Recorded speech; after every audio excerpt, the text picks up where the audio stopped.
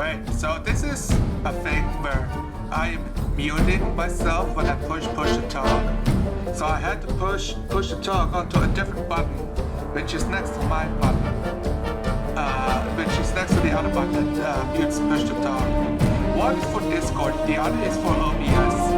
But when I am on the actual Roll20 side, I cannot see if I'm muted or not by accident.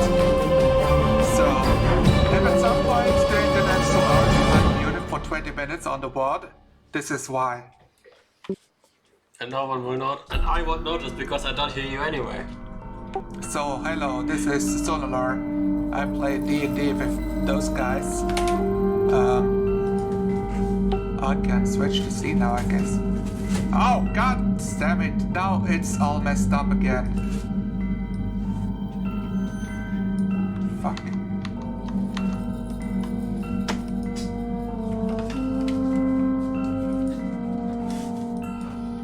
He bumble fucked it up. I didn't do anything.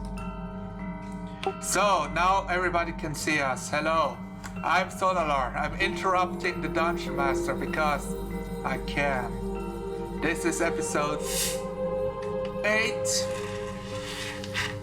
Now you made a mess. Congratulations, Unicorn. Fuck me! This is Unicorn. I'm Cellar.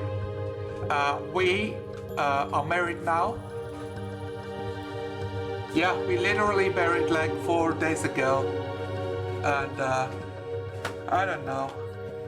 It's a mess. It's a mess. Her table is a mess because she made it. Congratulations. Shit.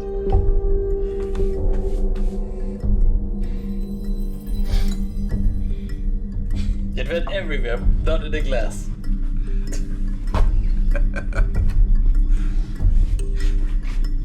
I'm shelter run. I don't know. Alright, so who wants to go next? Hello, my people. Tell us who you are and what you are playing.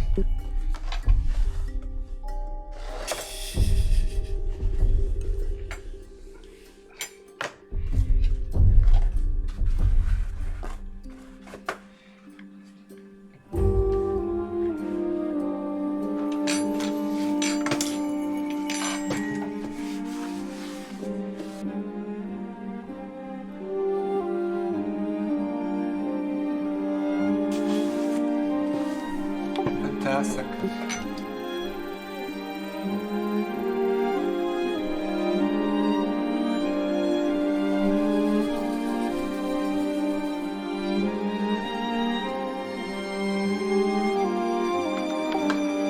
Washik, who are you? What do you do?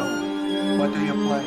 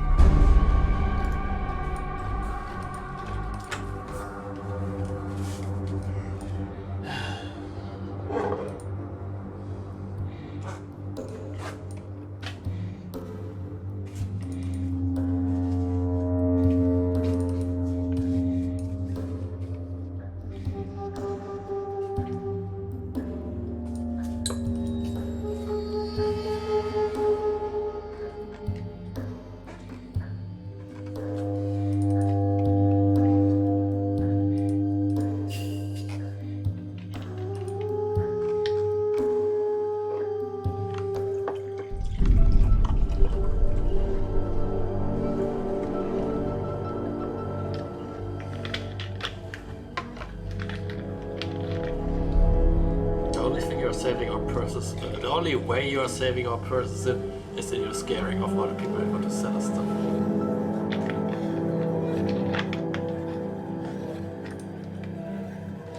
Yes. Hello, I'm unique and I'm currently right now. Cheers.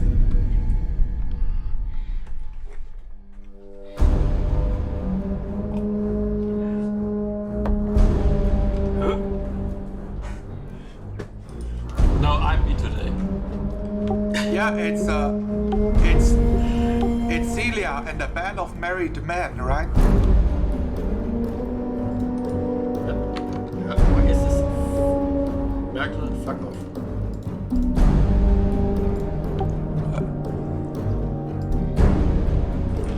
He has no German, so.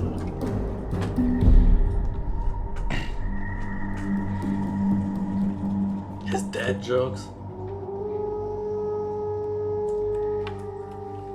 What's the difference between a bad joke and a dad joke? One letter.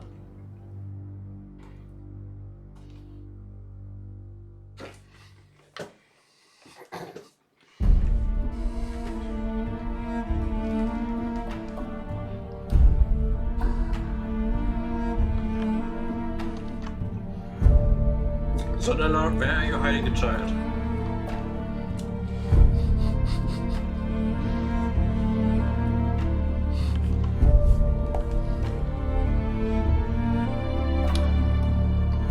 First, I must ensure that this apartment can grow anything but moths. Help me.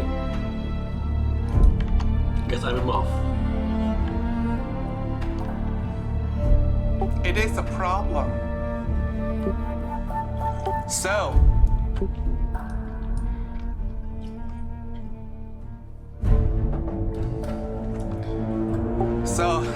first off, let's start off with what you guys have been doing. I mean, you did recount it, but just for the people who are watching the video, I'll go and do it real quick. You got 3 horses, which are branded. You found the cow, which appears to have the name. Wait, does it have a name? Let me think. Did you guys know the name of the cow? How are we supposed to know the name of the cow? The cow didn't tell us.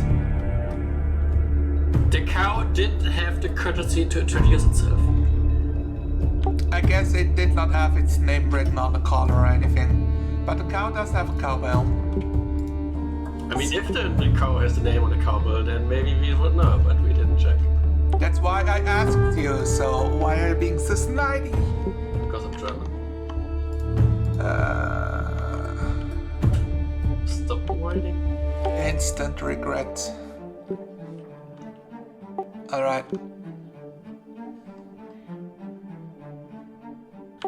Not to mention, don't you have like a donkey with you, as well as a board?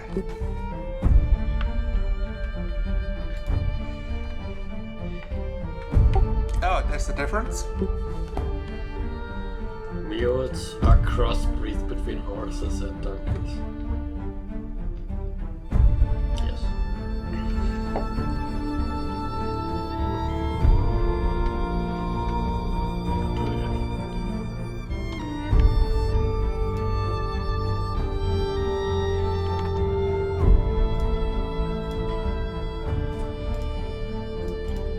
So, no, I think...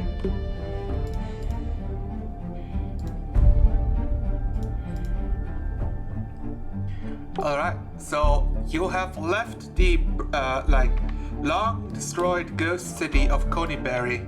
Not ghost city, like town, hamlet. What's the difference? Where the horses have been found. And you have made your way further east on your on the Tri-Board Trail to the Butterskull Ranch. Having reached Butterskull Ranch, I shall read out what the block text says. As its tradition, Butterskull Ranch occupies a large plot of land on the north side on the Tri-Board Trail. nestled between two hills. Beyond a ramshackle wooden fence stand cornfields, an apple orchard, and gardens in Passionland. Can you not talk at the same time, unicorn? It echoes for me. I'm not saying anything. If you push to talk at the same time as me, it will be twice on the recording. That was me using the zoom button.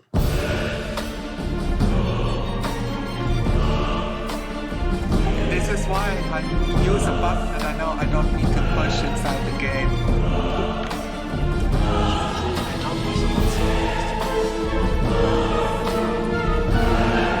A path breaks from the trail to lead to a two-story farmhouse next to a pond west of the farmhouse. Next to a pond. Oh, that's a dog over there.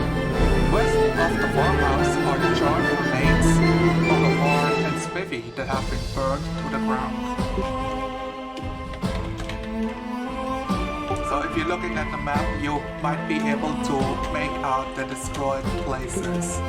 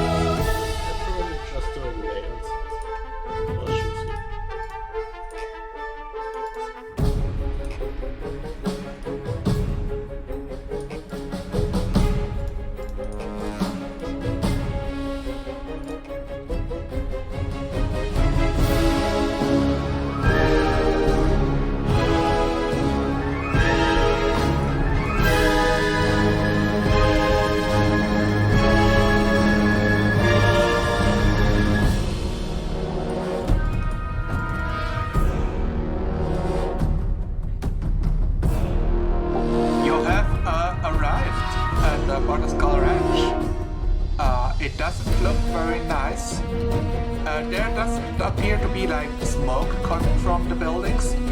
They have been burned down for a while at this point, and there's no open fires going on. What do you do?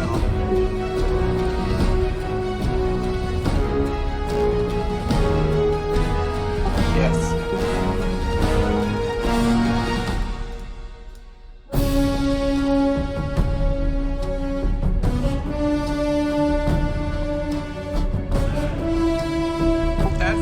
Approach the apple orchard, you realize there are no apples on the trees.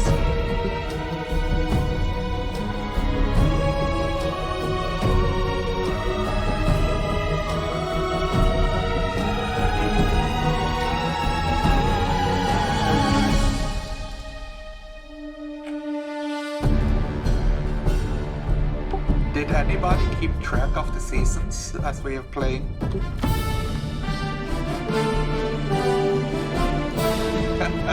No.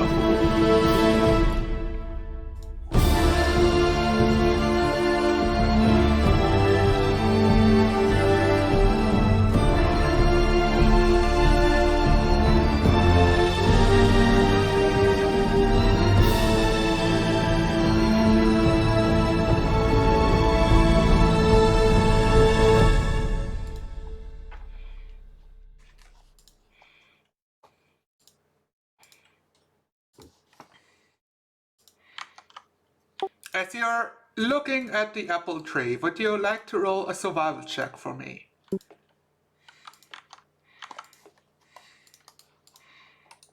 Are you proficient in survival or nature? Both of you. I am. I'm asking the halfling who wants to pick apples. No. Investigate the apples. What do you want to know from them? You Where's ask the money? You're asking the apple who the gardener is. The apple does not answer. The apple is stone cold and just stares you in the face blankly.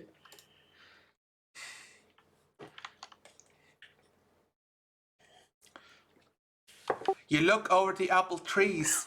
You recognize that there appear to be apples on the apple trees, but they are quite small. However, as you look over the trees, you find one tree which appears to have ripe apples growing on them.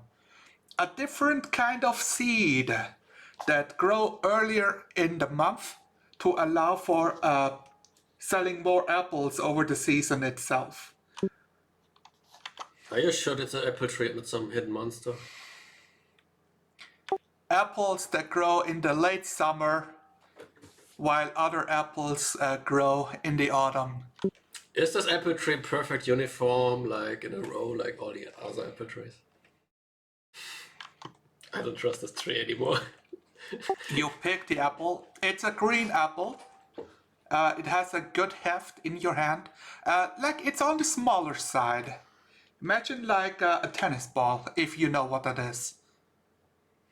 Except it doesn't exist in this game, but you know.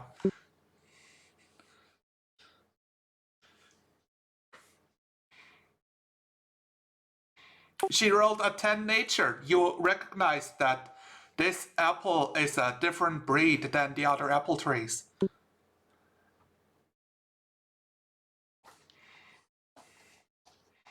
Looks like You bite. bowl.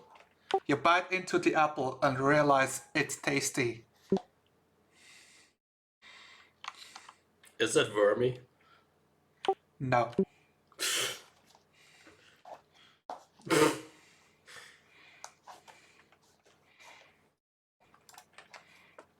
What are we here again for?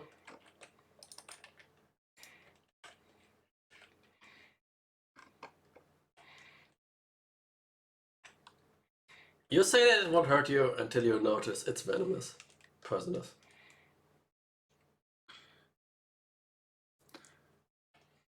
Since a mimic is my sword. You realize there appears to be like a darkened patch of grass around the apple tree that looks like it's like a dark brown. And there's a leg sticking out from the other side of the tree. A human leg? A humanoid leg? Like a, yeah. It appears to be a boot that is attached to a leg, which is attached to a human that has driven through itself an axe through the collarbone into the tree, nailing him to it. Wait, can you Are you sure? Now the buzzing of flies really become noticeable to you as your focus has drifted away from singular picking of apples. I take...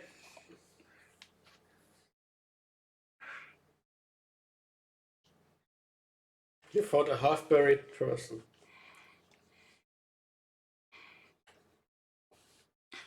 You look him over.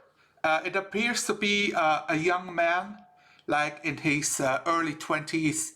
He is of a muscular build, and there's like what would you call him? Like, they don't have like jeans here, but he wears pants with straps that go over the shoulders.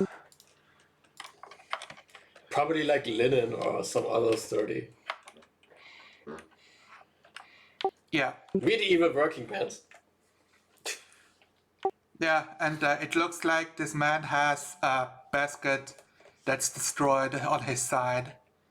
There's not much. The man is buried in the ground? Yeah, he's like half crouched against a tree. Oh, it was just like hanging to the side. Yes, the trunk of the tree obscured the vision of the man. I will acquire the axe if possible. All right, you give it a good yank. Is the cause of death definitely the axe? Like, are there more injuries aside from the axe, or...?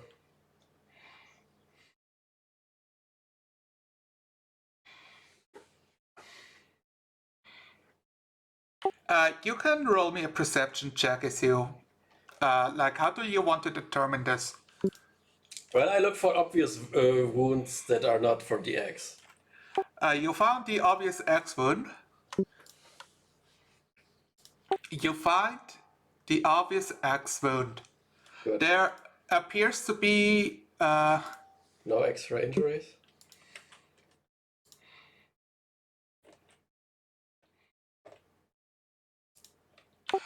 from what you can tell, it appears to be that his hand is also mangled up.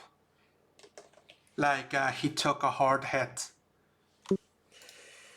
Well, I will pocket the axe and draw my longbow. Because I don't trust this area anymore. The axe itself is a hand axe. One of the kind that allows you to throw it. It is of a crude make. In fact, if you want, you can roll me a history check. Is it good enough to smash in a door or fell a tree? With a 19 in history? About an axe?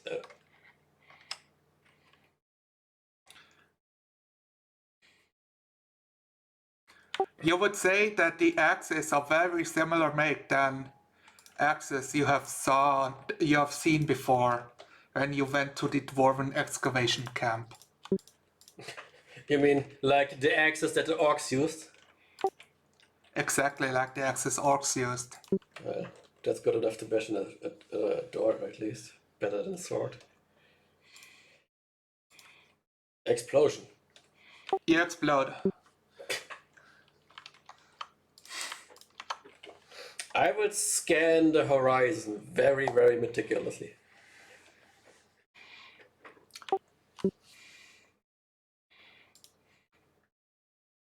Well, obvious axe wound from an orc axe. This man died by orc hands, so... You gather around the corpse. Okay, you don't gather around the corpse.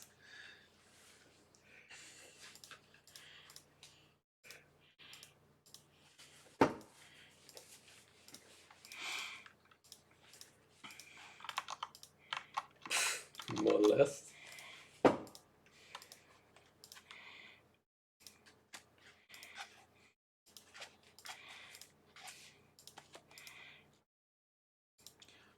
Okay.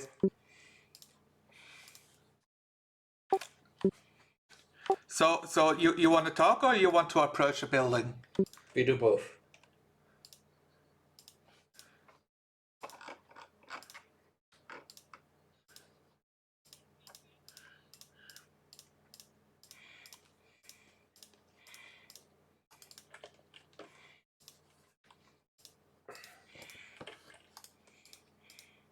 All right, yeah. So, Are you sure you want to go alone in an area that could contain orcs? yeah, like, yeah, she's like, No, she does, because I just shouted that. Or said it loud enough that she could hear it. We don't need to.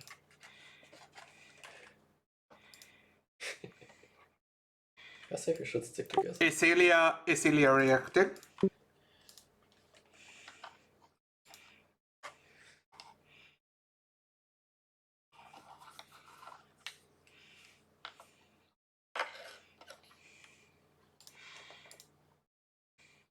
Celia, roll me a perception check.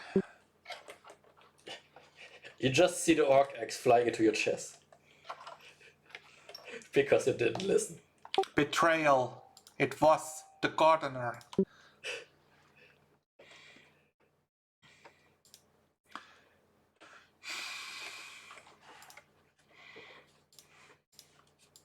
Yeah, you approach the house. You're getting closer. It's still like 100 feet away. You're coming closer. That's when you realize there are shadows moving inside of the house. And yeah, and then you hear something like a shattering of what would you call? I forget the word for Yeah, for cutlery, like dishes on the inside, like somebody pushed up. Yeah, like somebody pushed a pot over to the Dinnerware. ground.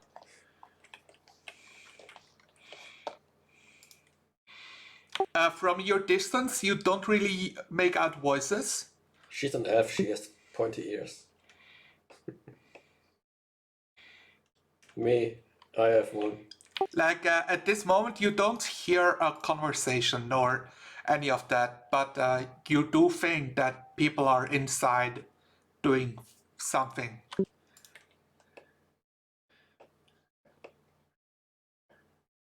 So there is a cornfield right next to you that you can hide in.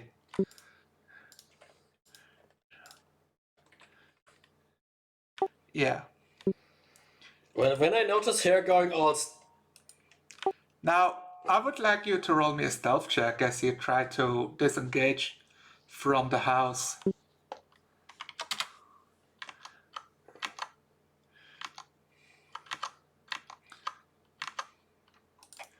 I was expecting that you were expecting. No one expects the Inquisition.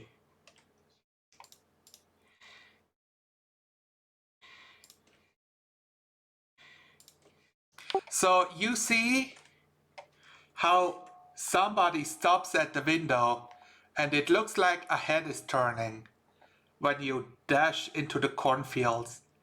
And it's like pressing its face against it.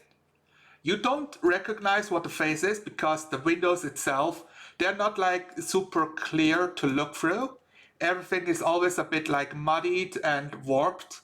But you do catch the telltale signs of two glinting tusks. And then he appears to grunt and move away from the window.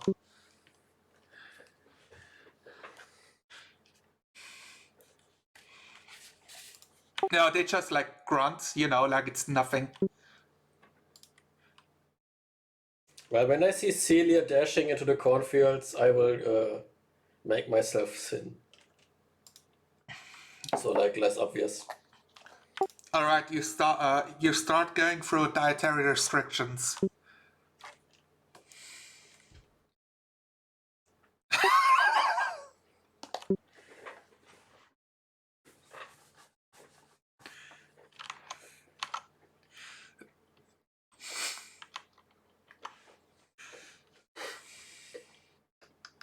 Well, I can't tell you the 3 things I did marry him for. I'm the cook. Well, he makes me laugh a lot, so I have to give him that.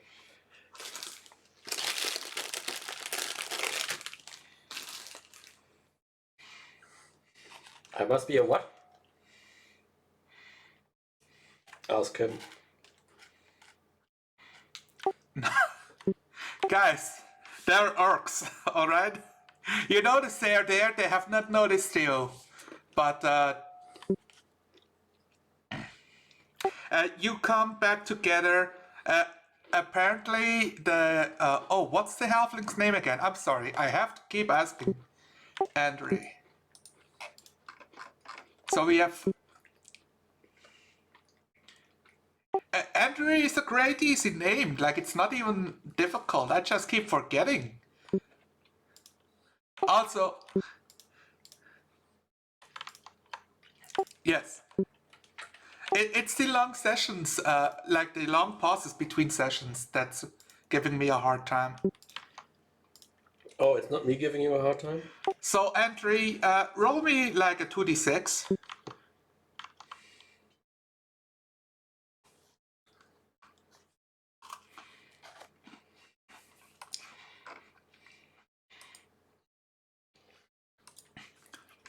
You That know group- that this Granny Smith was fertilized with the blood of the innocents. And you don't give a shit. So, as Celia is coming back to you, to the group, towards you guys, Andre, you're holding 7 Granny Smiths. I don't trust those grannies.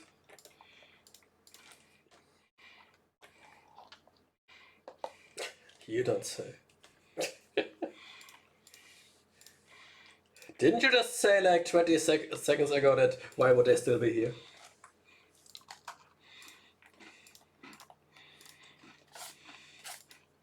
Because you think loudly.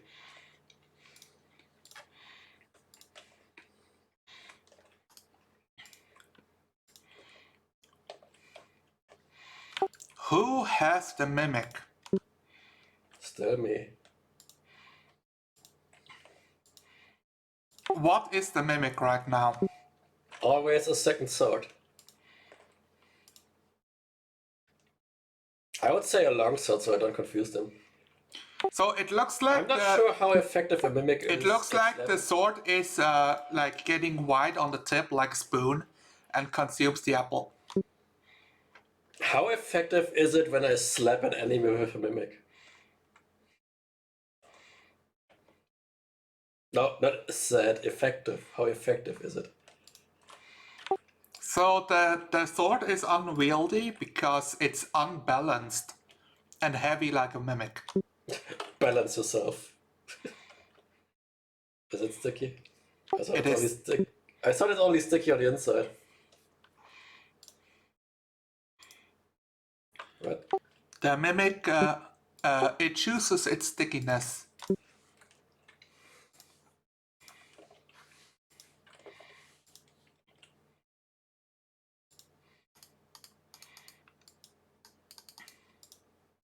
You disappear.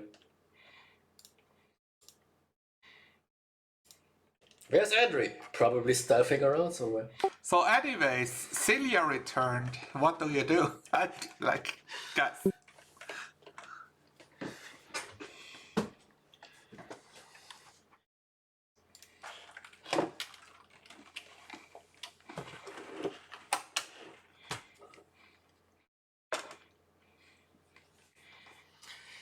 We have to deal with them anyway because they might forget the idea of following us. Or stumble into our backs.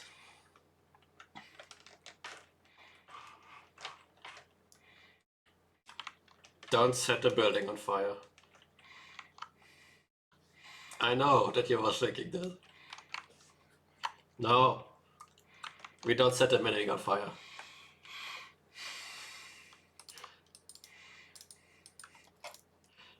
The fact that you defend yourself so hardly gives me another image.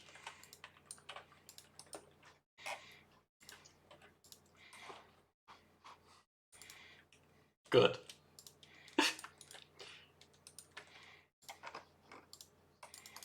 Yes, she is. He is.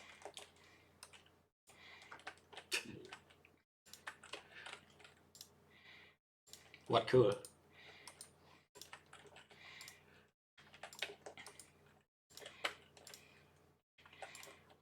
Don't you have any support magic anymore?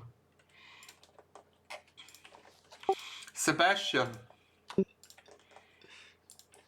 you recognize what you thought was just like some bundle of clothes appears to be a body like blown to the shores of the pond. Oh. It's face down, so you don't know like what or who it could be, but it appears to be a dead person.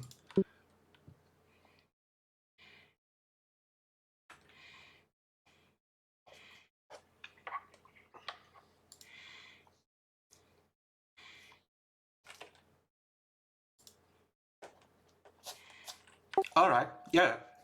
So at this distance, you don't need to. It's easy enough to hide from anyone inside the house. Yeah, you approach a person. You presume this to be a handmaiden who works on this farm. Not anymore.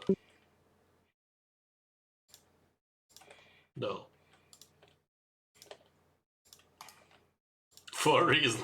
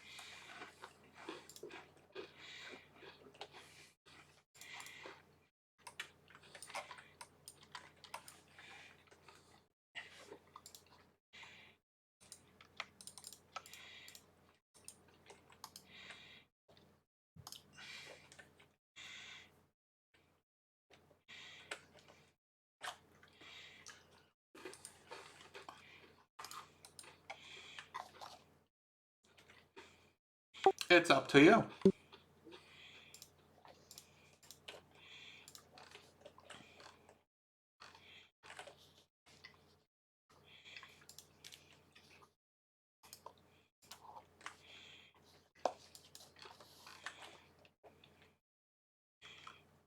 All right.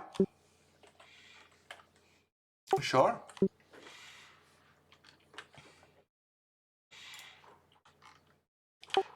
What do you do in that cornfield?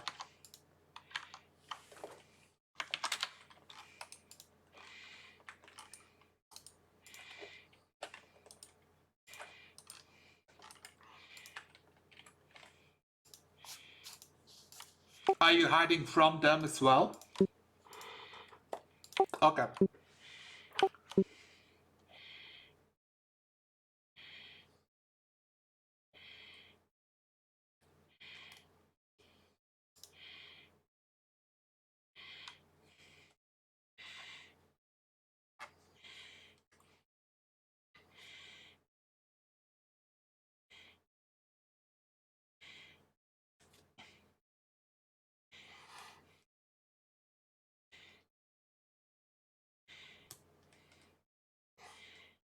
No, I'm not. So are you. And you have a shield.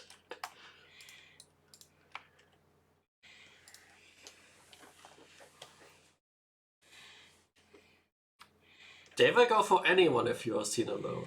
Because they think you're alone.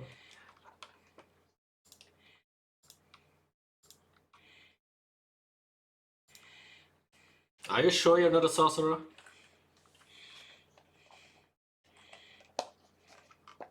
Or a cleric in dress?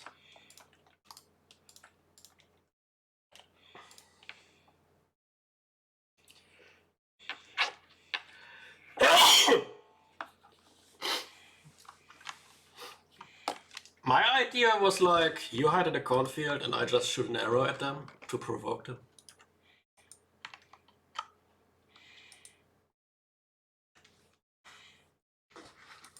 Well, I give you 10 seconds to hide, so... Alright. You guys want to hide inside the cornfield?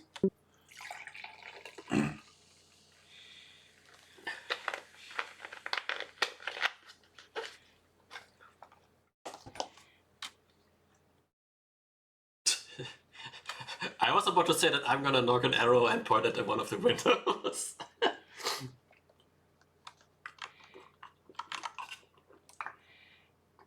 Because if an arrow comes flying through a window and smacks it, that makes noise and then they come investigate.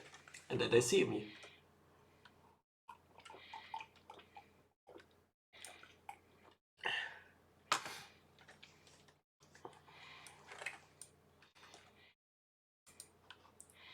Oh, I was saying you don't need to roll. If you're just like hiding, you're hidden as long as you don't perform any actions.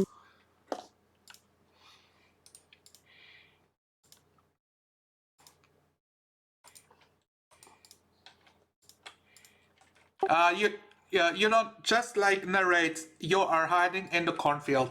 Are you sticking together or like spreading out? Why is that enemy behind us? That's the mimic. Why is the mimic an enemy? You don't have a mimic. I do.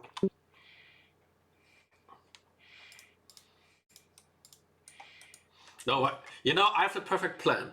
We wait till nightfall, then the mimic replaces the farmhouse.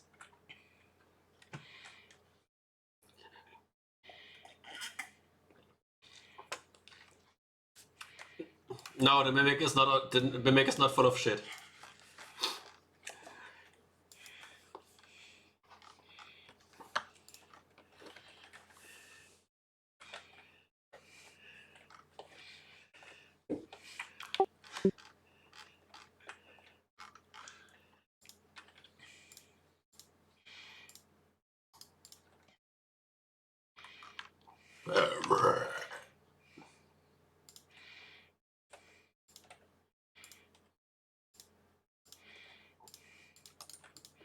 No.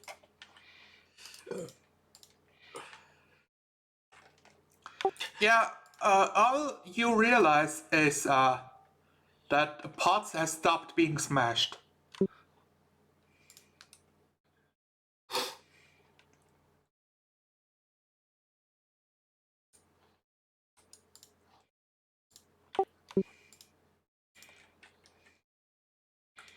Yeah. You stop at the edge of the cornfield. Let's see. Give me a battle map. Stop looking at my map, Unicorn. That is really hard when your screen is right next to me. Stop looking at my screen, Unicorn. I can see it when I'm looking at you. Give me a cookie. Stop looking at me. Look at me on the Discord. Give me a cookie.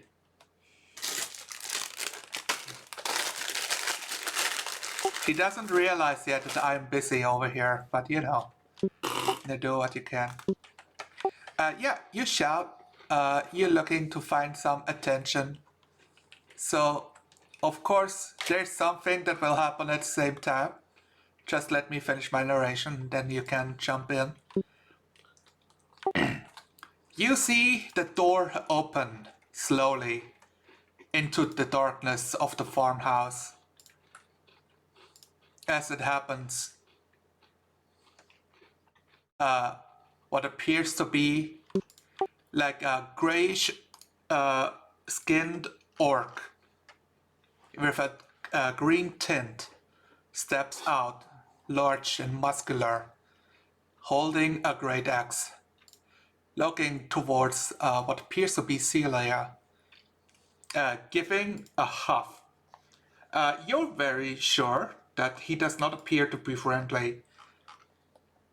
And at this moment, he gives out a grunt as one of the windows smashes open with an axe going through it and pulls back, and the javelin is getting shot out of the window towards you. Can I do something too? Now, you're being surprised. How can we be surprised when we can be?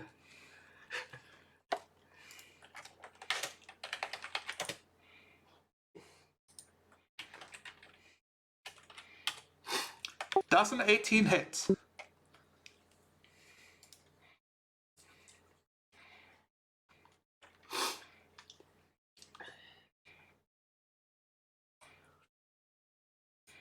So with mage armor, your AC starts at 13.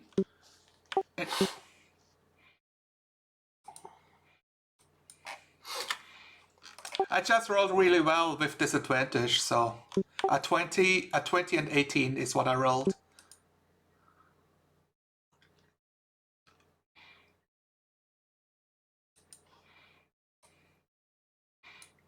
Were you hurt during the cockatrice or any of that? Sounds good. The javelin does indeed pierce through the mage armor. You realize it gives like a slight wobble before it's like a visible hole that knits up later. And you take 8 piercing damage. Now,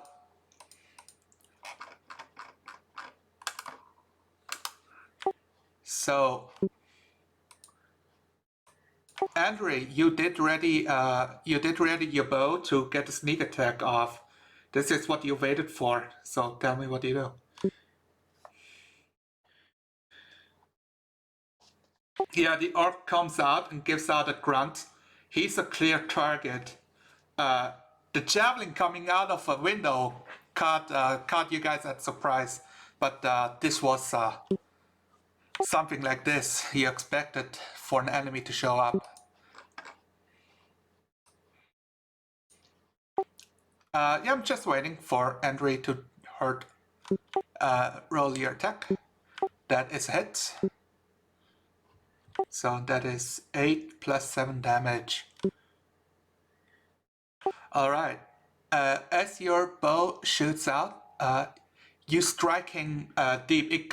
It nails him into the chest and deeply, and he appears to fall onto his knees as he's coughing up blood. This orc is down. The bleeding out.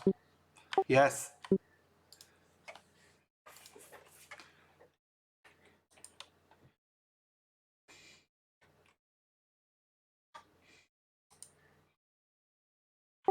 Go ahead.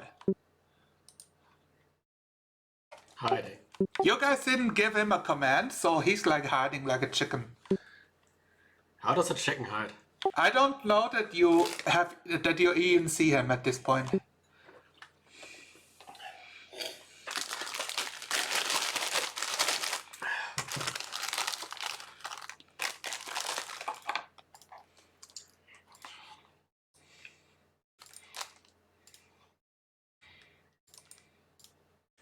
Well, I will shoot my longbow as soon as I can.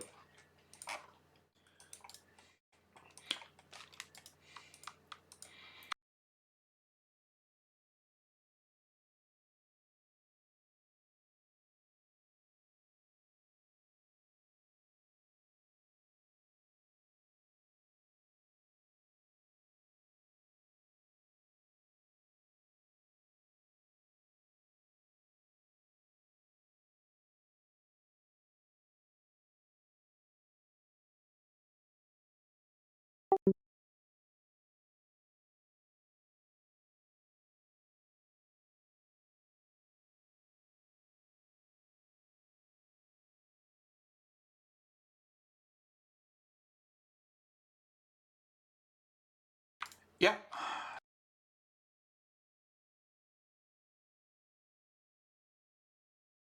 So I'm playing music, but the way, because I have Bluetooth headphones, I don't hear it.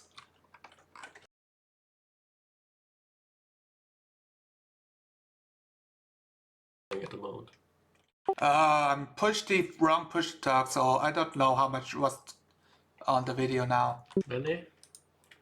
I'll put on music, so give me a second.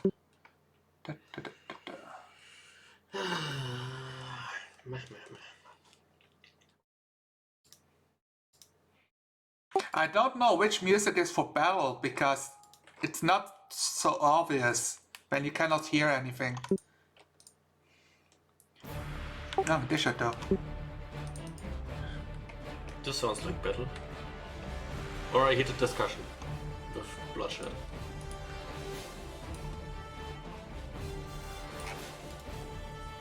Alright. Have you ever had a discussion before, of course? Cold one, because the horse was sausage. So, if you look at the map, you can look on the right side where there is a house and you can see a dead orc.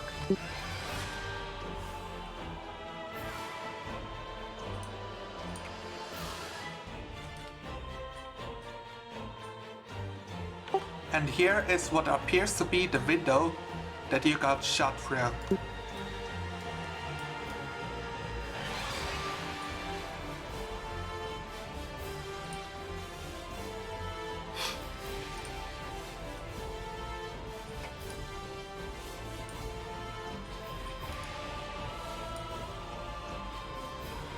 This orc will be dead soon. Which orc did Andrew shoot again? The dead one? Ah, shit.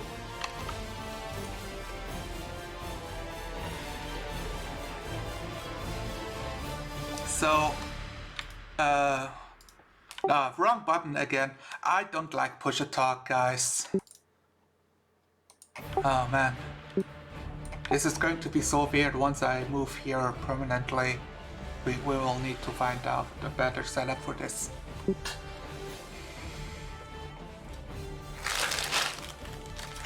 Alright, Sebastian. It's, I think it's your turn?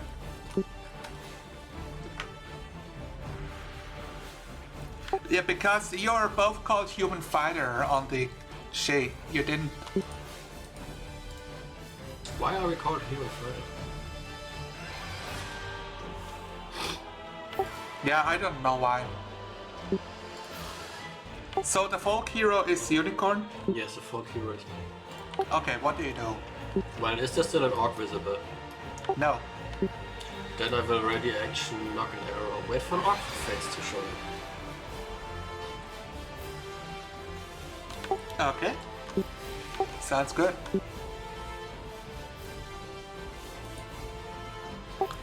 What's your dexterity, Sebastian?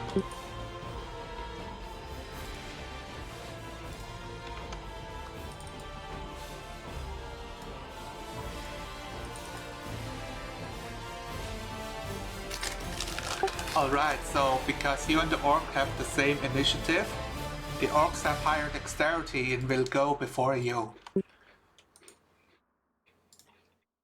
So, Unicorn, you're focusing closely, and you can see like a javelin getting passed across the window to the other orc before a face appears to throw another javelin outside. Yes. You get to do a shooty shoot. A booty shoot? Yes. This orc has a bonus to his armor class of a +2, as the window frame and like the walls are giving him health cover.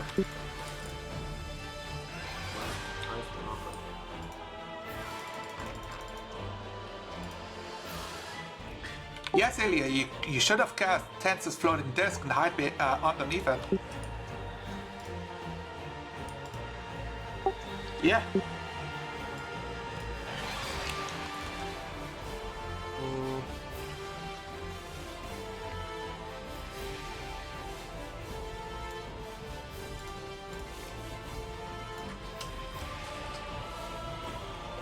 So shooting from out, like from inside the crop, it's like at 70 feet distance. It doesn't matter.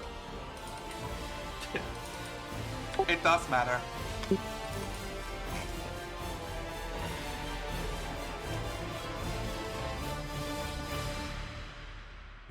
It's just a 12.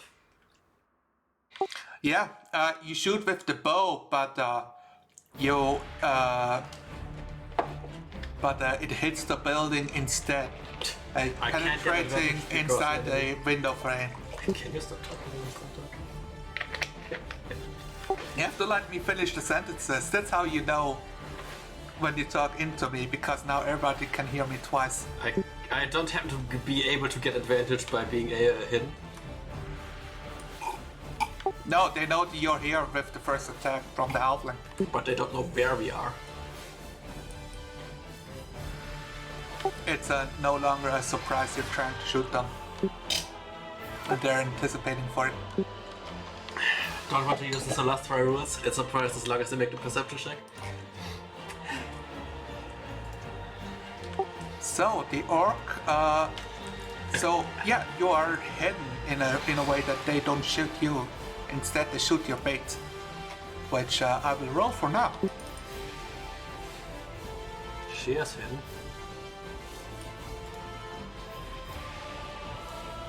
Yeah, you want to hide. This is a thing you're trying to do. You're like running towards the corn as they throw their javelins towards you.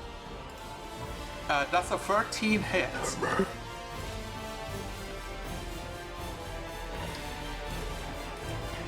You run and you feel a javelin like strike right next to your heel as you run away.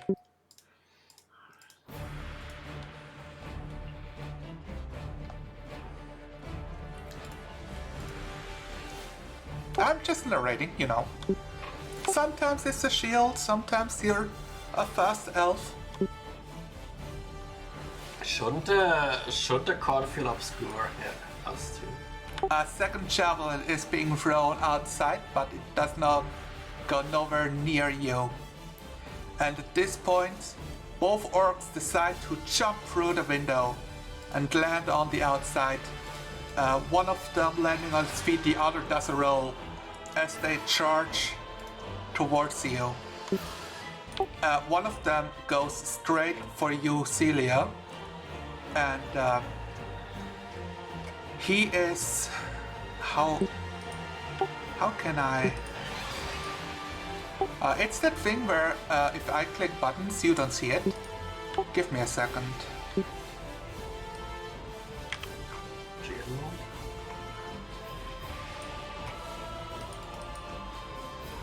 The grid isn't up too much. Give me a second.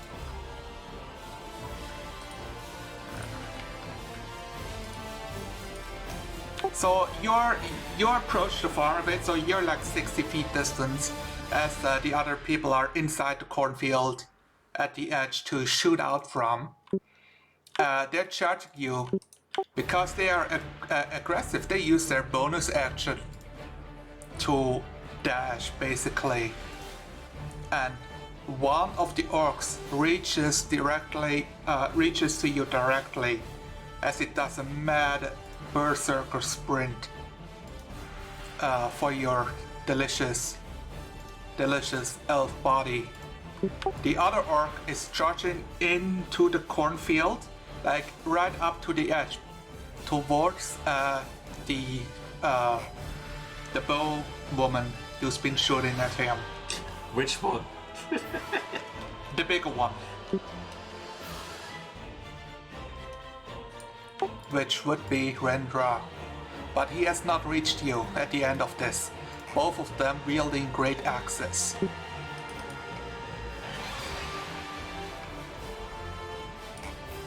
Sebastian, with that, it's your turn.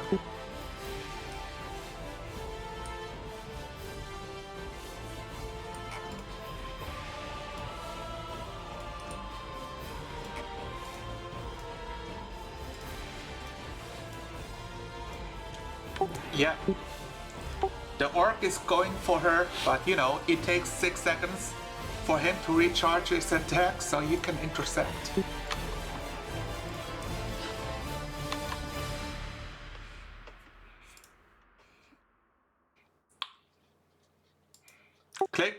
Click the attacky thing.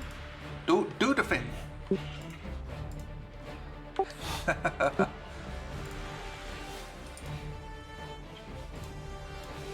How panicked is Celia at this point?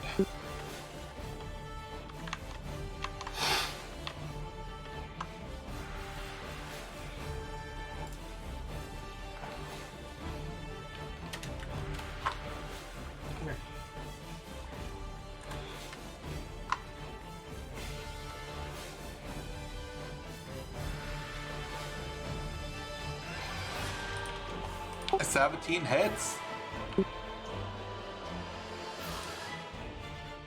Oh, you do.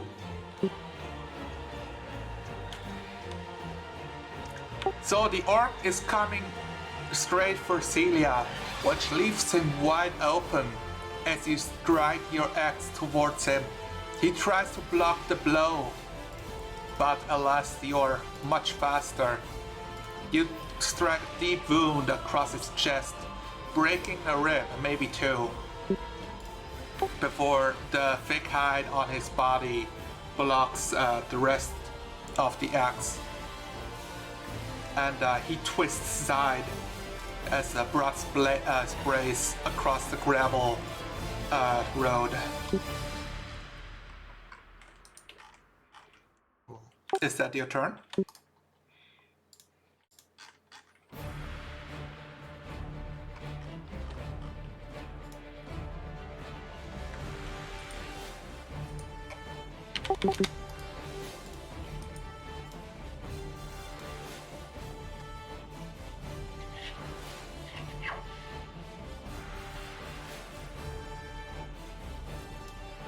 You mean if you want to do a second attack or not?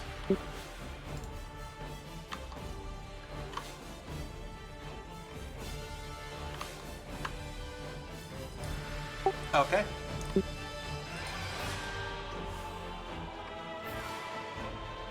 Not with the great axe, I don't think.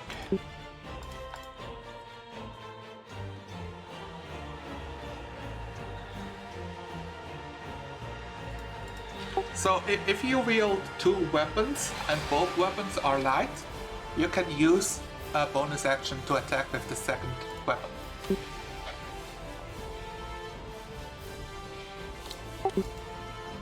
Alright, Celia, it's your turn. You've been struck by javelin It's not like stuck inside of you, but you know, it hurt.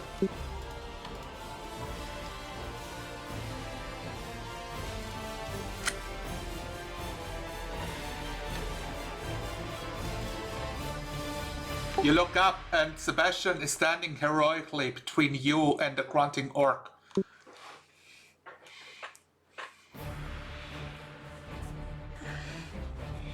Exactly. Yes.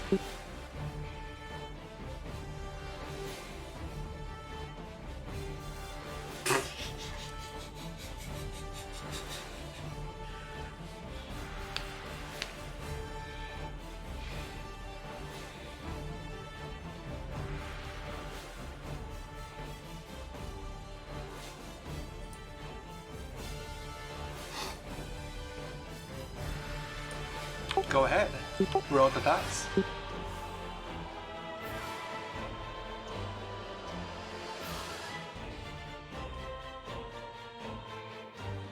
Uh, 13 hits.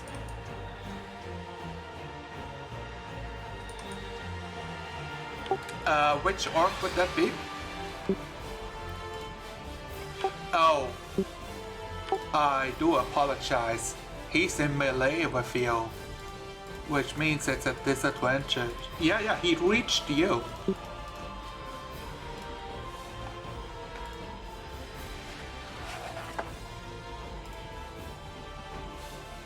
Yes.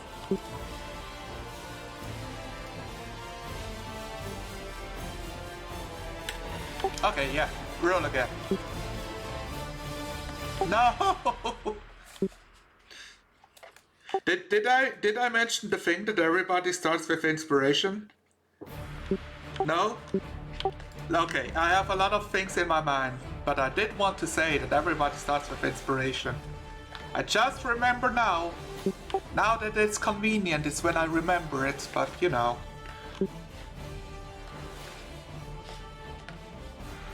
Alright. Yeah, you're like... So... What?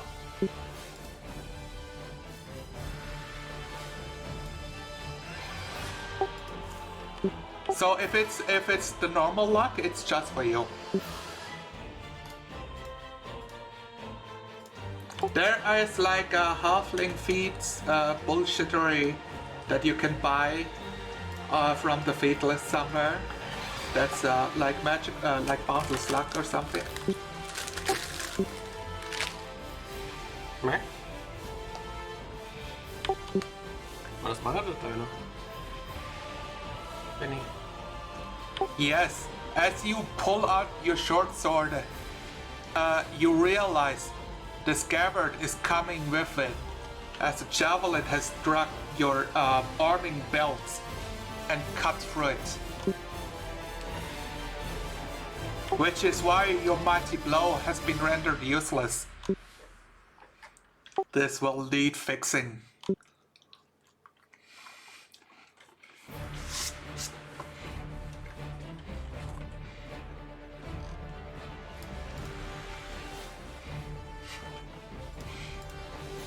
Yeah.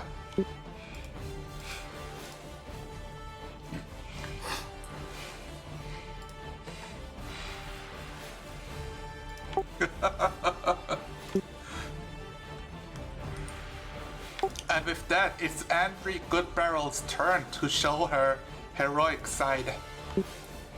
Or sneak away into the cornfield and live happily ever after.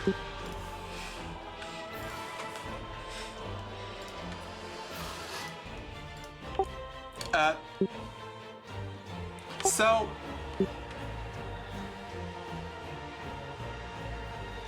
Because this is a cornfield, there is abundant places of hiding for you. Especially since the orcs are not inside.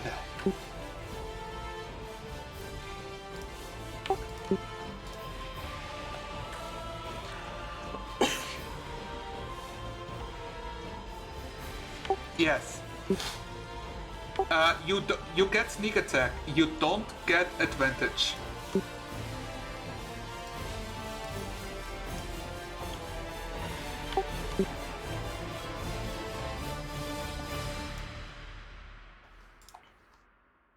Fantastic.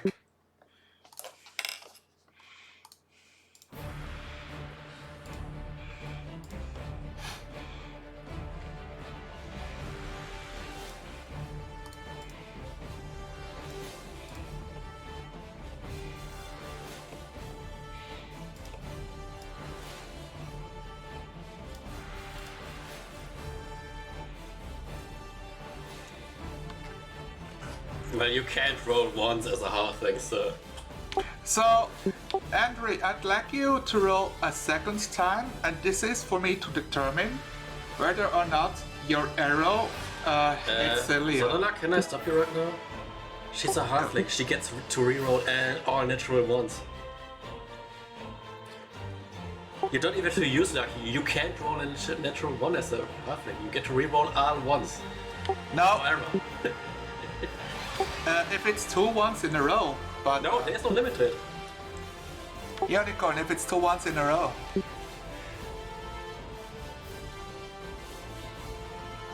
It's a 15, you strike.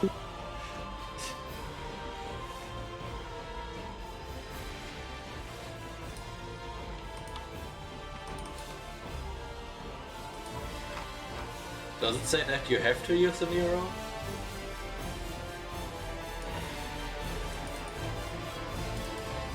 Okay, so you don't have it's just unlimited uses per day. Yeah, that's why it gets done. That's why halflings get banned. Halflings don't get banned, they just get bullied.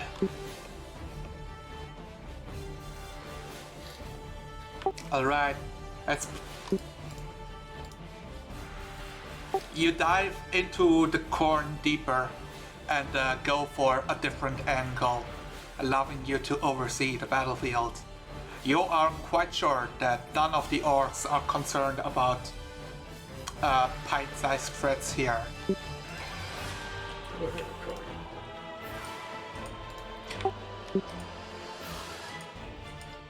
Who are you calling a midget? Your arrow does strike the orc into the side and goes for its kidney as it falls over. Especially bloodthirsty today. The kidney. So,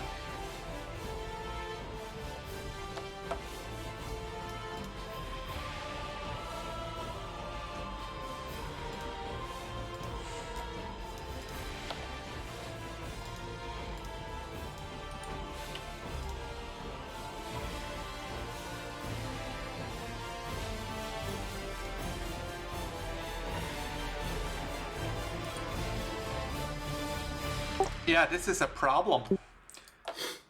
Yeah, these orcs thought it was like one measly weak elf.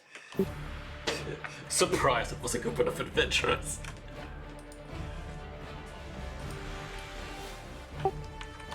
Rendra, you recognize it is your turn. Yeah, can I tell the mimic to help Celia with the bleeding? How do you do that? Make a pressure bandage. You're telling the mimic to make a pressure bandage. Yes, to turn into a bandage and wrap around the wound so she doesn't bleed out. Okay, Is this a good idea, though? I want you to roll me an animal handling check with disadvantage. Okay, then I don't need to roll if she doesn't let the mimic touch her. Well, you gave the mimic the command.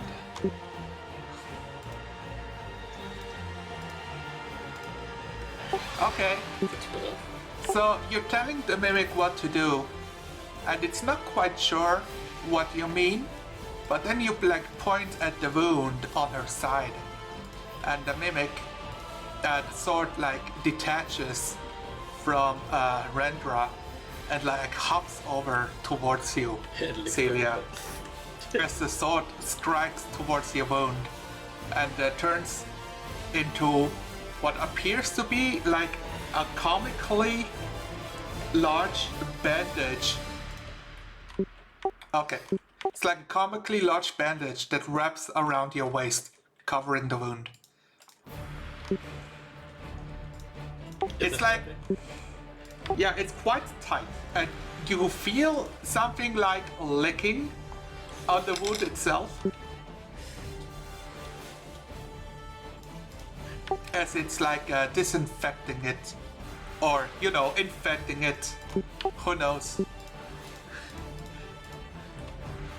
That's how I was. -4 friendship points for you. Well, look at the bright side. You got to hate me longer because you're not dying from an infection. See, you can hate me longer. So can I still attack, or was it my turn? I'm just thinking about that. Usually that's like an action, but I'm not sure. You forced me to do this roll.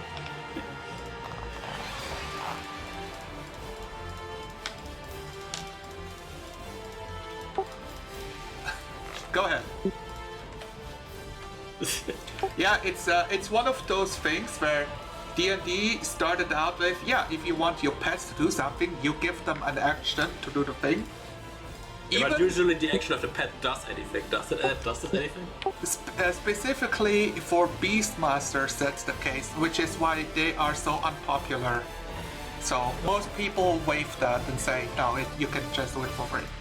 I'm fine with waiving it. You can just do it for free. Okay, then I will shoot the orc that is approaching me.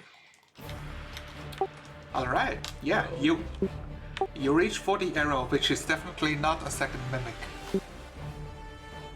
Oh, Go ahead. that would be interesting because that would mean they multiply when I'm not looking. The mimic went into the wilderness and brought back a friend. Well, that's a 21. Strike. Roll ahead.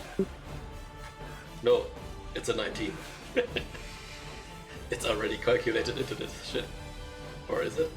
Yes, it is. Is it? Yes, it is. No, it's not. Well, it's a 19. It's a 21, so... Okay. Yeah, you rolled a 14, plus dexterity, plus proficiency, and then +2 for the fighting style. That's 7 piercing damage into the ass. A lot of damage, but the orc is standing. Yeah, because I don't have a second attack. No, So... Oh yeah, do you? oh! I will use action surge. Oh, give us a... Yeah, I do. Do I have action surge? No, I don't. I don't have like... Why do I have all my resources missing? Did you update your character sheet before the game? I don't know. I left it as it was since last time. You definitely had rest, so I'm sure you have them. Okay. Does that mean also that I have all my hit points? Yes. Because I'm missing a lot of them. Look, if you have what's on your character sheet, but I'm letting it slide for now. It's been like 6 weeks. Okay, then I will use my action surge. Fantastic. Yeah, you definitely see the orc is still bouldering towards you, and you're pulling Lord of the Rings, Fellowship of the Ring. You pull the orc's move that shoots 3 times at Boromir. I just shoot 2 times. And the orc is the tragic hero dying from this. Can we see if I hit first? Yeah, I'm waiting for you, yeah. It's a 13. A 13 is just what you need. Okay. Just what I need. What I need is a 19. A natural 19 or 20. Okay, that's 11 damage. Yeah, the first arrow hits the orc and he's like, oh, standing there. And he turns back to the farmhouse. And he turns back to you and rushes forward. But you have set up a second arrow and shoot him again. And he falls on his knees. You know, I just imagine if I shoot 2 arrows, both at the chest. The first goes into the knee, he drops, and then the second goes into the neck. And then he falls over. Yay, I killed something! Finally! After all these episodes.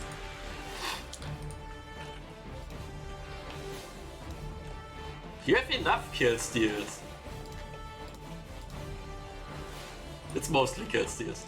Which is the moment when you realize that 2 windows break on the 2nd story of the farmhouse as orcs jump out and hit the floor.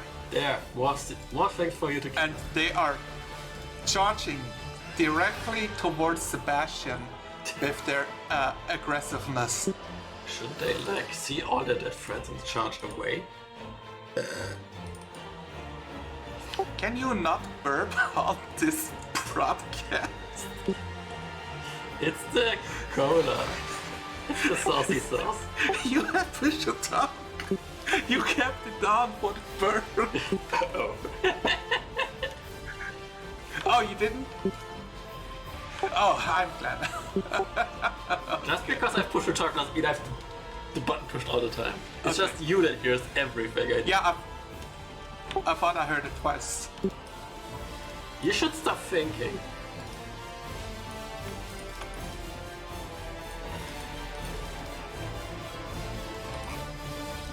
I don't see the negative part of that.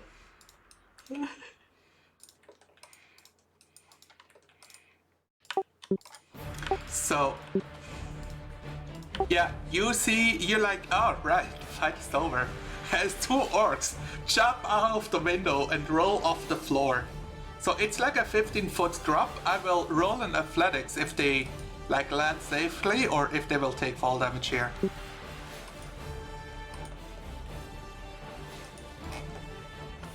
No, they're fine. They're like both topping it up. Yeah, as they like hit the floor, it's like, you know, like when somebody hits the big drum, boom, boom. Are they that fat? No, that would be the way if they take damage because the drones in these. Yeah, it's a superhero landing, but like instead of the fist on the floor, it's the axe, like the double-headed axe on the floor. And then they charge for the nearest enemy, which is, in this case, they go for Sebastian, since he's closer than Celia. Like, and he looks like the dangerous one.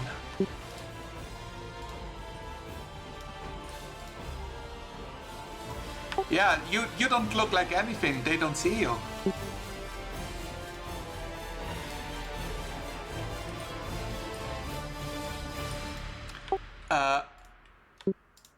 Welcome back. You're being attacked by 2 orcs with a 16 and 18.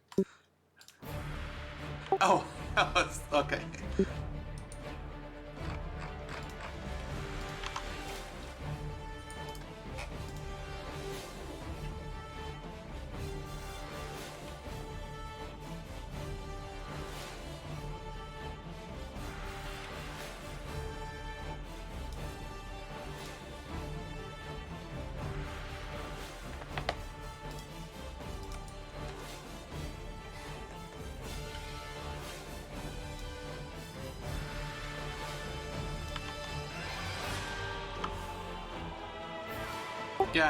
Yeah, you switch off and on.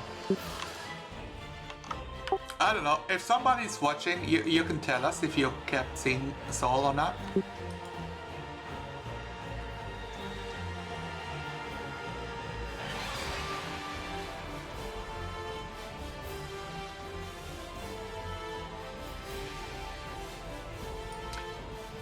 So, does a 16 or 18 hit you?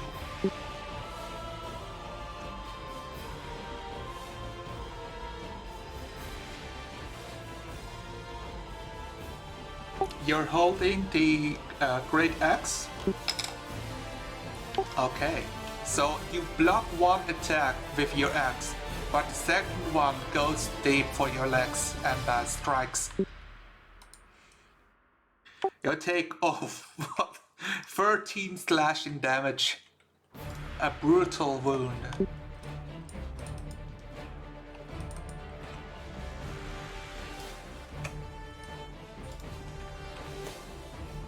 From one attack? Yeah.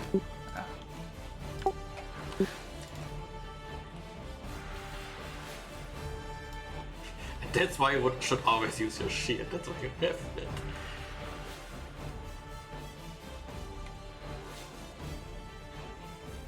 not have a shield? You don't have time to complain about your equipment during the heat of the battle. I can always complain. Yeah, if you survive the battle, you can complain. Which means, Sebastian, you're not out of the count and it's your turn to return.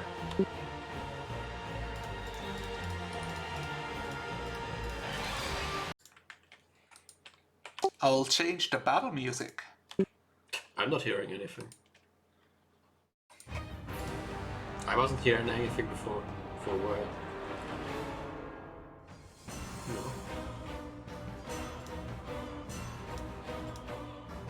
Now I'm hearing something, but I didn't hear anything for the last one. I don't know.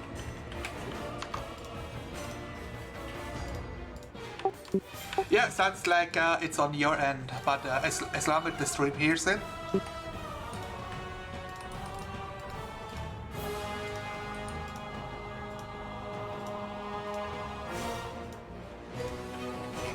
It refuses to use headphones.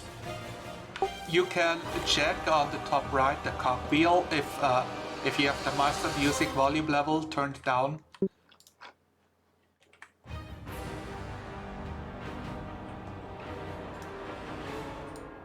Oh.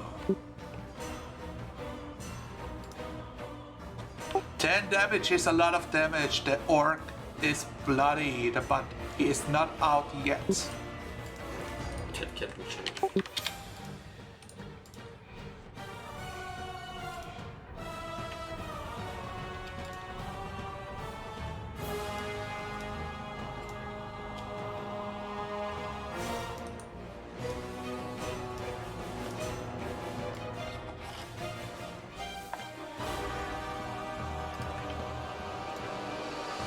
Alright. No, I was thinking that I was rocking the table. No, that's you. I think it's us both. You regain 6 hit points. Not now. I prefer it if you rock the kitchen.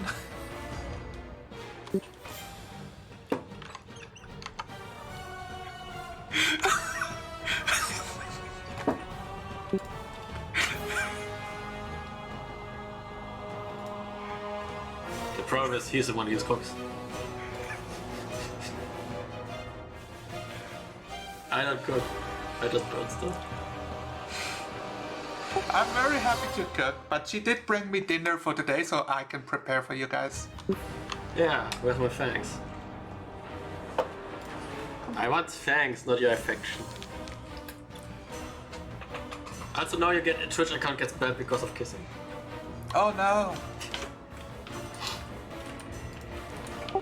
So, Sebastian, please tell me, when you fight with a great axe, how does that look like? Like, what is your fighting style? Have you been, like, trained academically? Like, did you have, like, a teacher bought from your parents?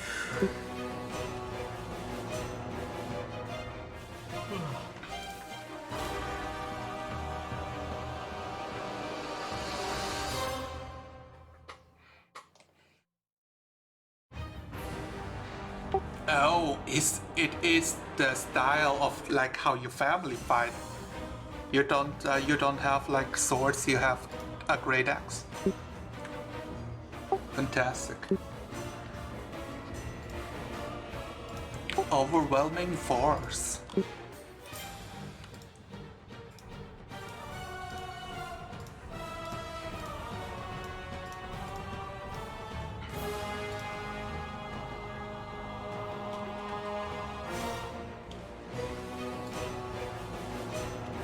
Smash orc face.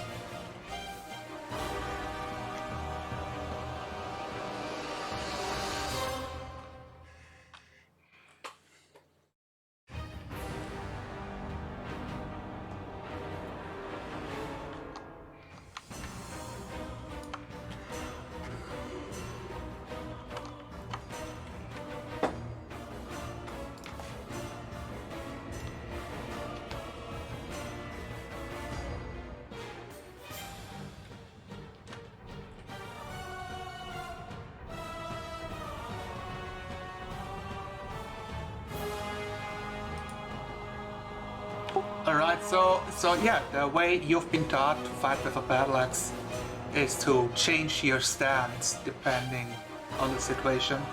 Be flexible. Alright. Celia, you are hugged by a mimic bandage. It is slightly uncomfortable and probably really gross. More in your mind than physically, because it looks like a bandage.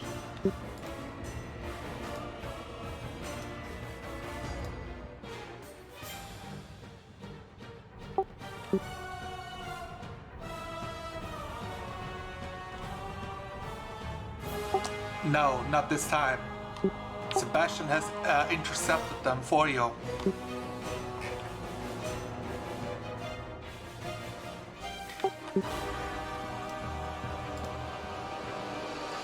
Yeah, you were like, oh, I will definitely run back, and the orcs are like, ha!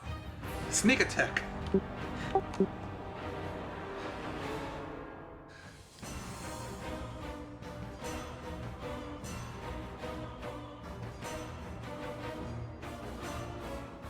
Yeah, you're like 5 or 10 feet apart at this point. Go ahead.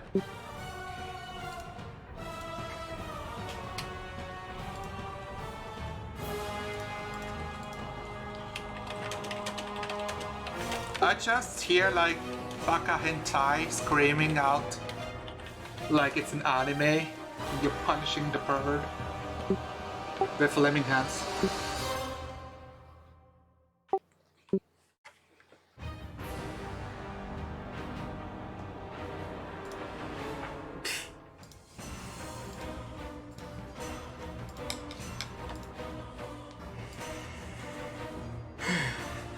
Ich krieg schon wieder Hunger. Ja. Willst du Baguette in den Ofen schieben? Penis in den Ofen schieben. You know they can still hear us on the stream, Unicorn. Yes, because the recording is outside of Discord. You only can regret the entire stream out. I regret everything. Run away, shame! Burning hands! I will roll the dexterity same for We will not put this on YouTube or anything, right? Ready?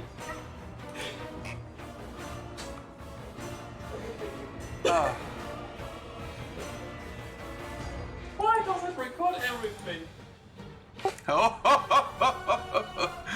Two natural ones for the orcs. They're so distracted with Sebastian, and you like holler, like give him a warning as he steps out of the way, and as they charge him, they're set ablaze. Roll the damage.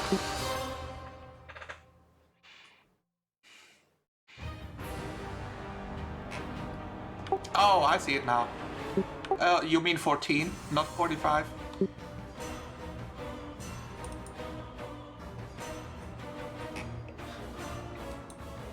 14 fire. Okay. Okay.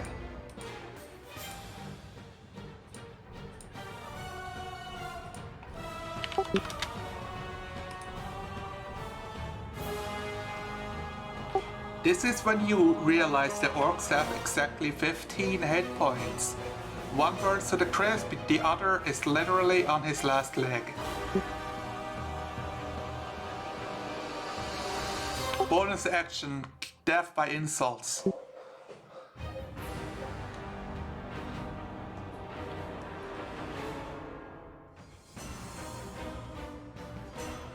Are you trying to give him, tell him to let go or anything like that?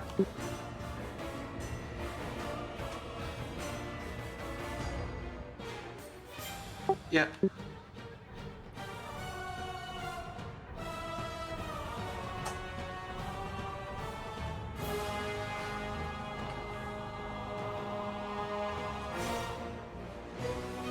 Yeah, roll me intimidation.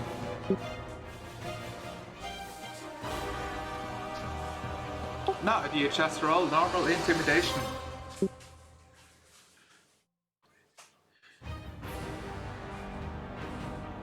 Yeah, I think...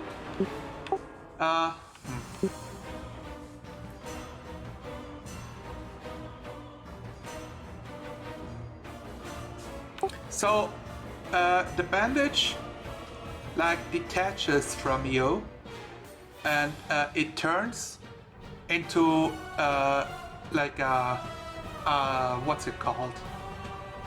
Like a corn plant. And it's just a singular odd corn plant in the middle of the gravel road. What's happening? What am I missing? As it tries to blend into the environment. To get away from your scorn.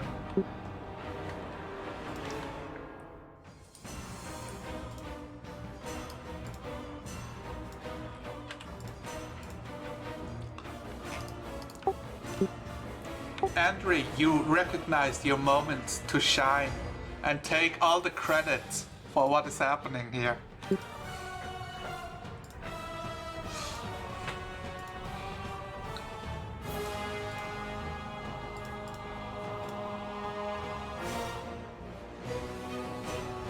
And the first orb.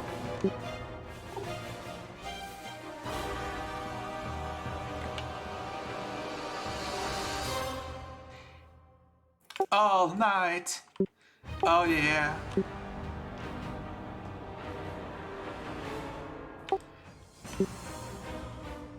It's a vicious wound.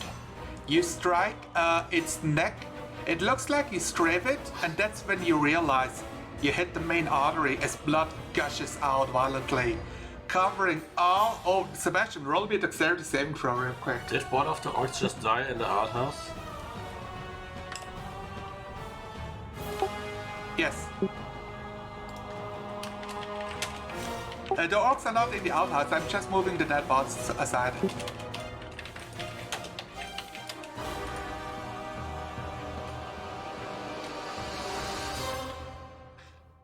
No, I'm sorry, Sebastian, you're covered in orc blood. Splark! It's like right into your face.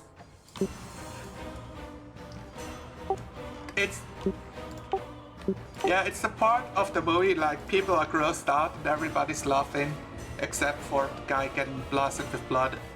Because, of course, he is the noble, noble character here. Highbrow, which gets gooped.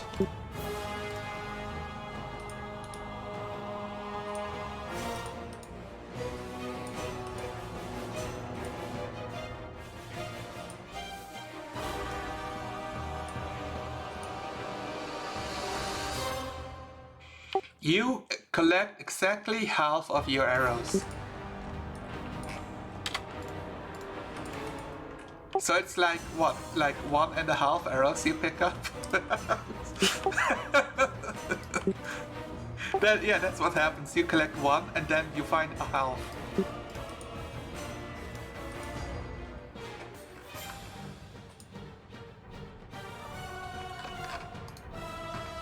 Fantastic.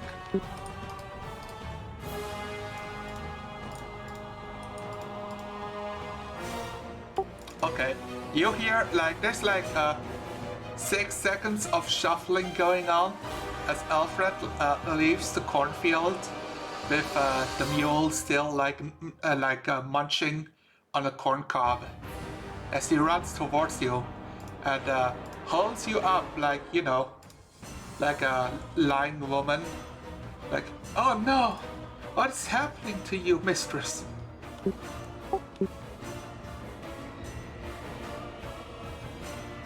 What is... And he's like pushing aside the... Yeah, he's definitely like just pushing aside the weird corn plant next to you and it falls over. Yeah. Yeah.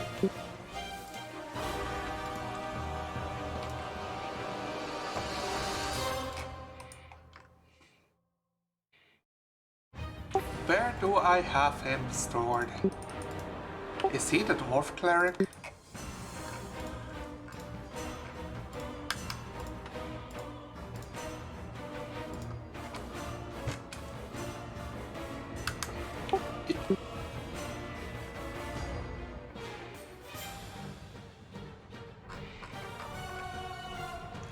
Let me just pull up the healer sidekick.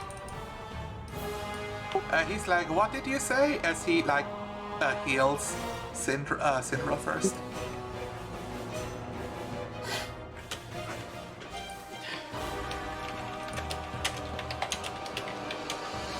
There's a pond nearby. Yeah, Syndra, you regain 8 heals. Hit points.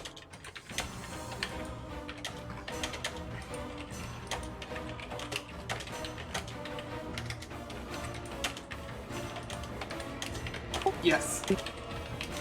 Of course.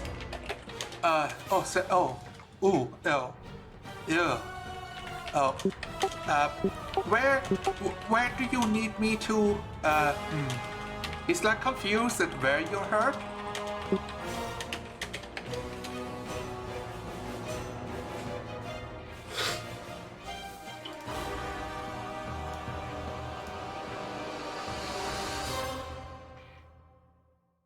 Alright. Yeah, they're like, you know, boulder-sized orcs' bodies on the floor to sit down if you want.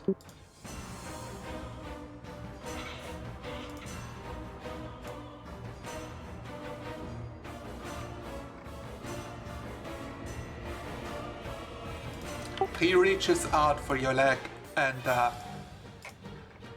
yeah, and he casts a syllable, speaking out the words of healing in a musical tone. As you regain 3 hit points.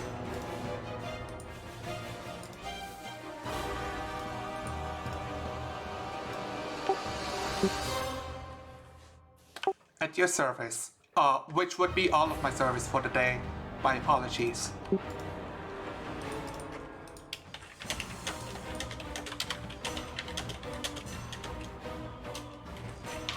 The corn cob's corns open up like a row of teeth and eats your apple.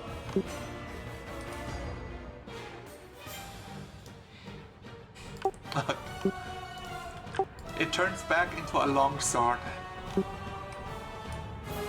as it is the shape that is most liked by the party.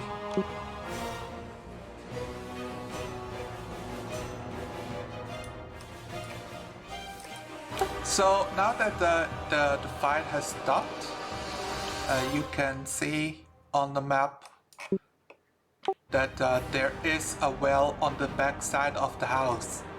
So these are there are 5 orc bodies on the ground, and there doesn't appear to have any more orcs jump out at this point, but you are not sure if it has been all of them or not.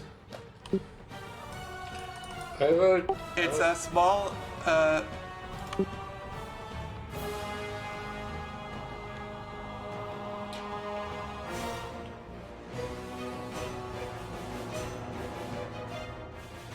okay. Recon. Would you so the well itself is right next to the house, behind the house. The pond itself is quite a ways away. Which one is your choosing?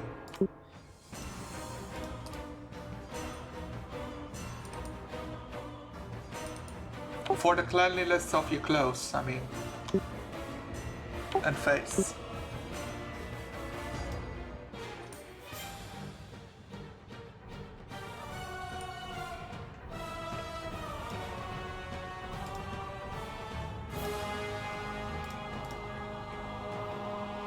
Alright.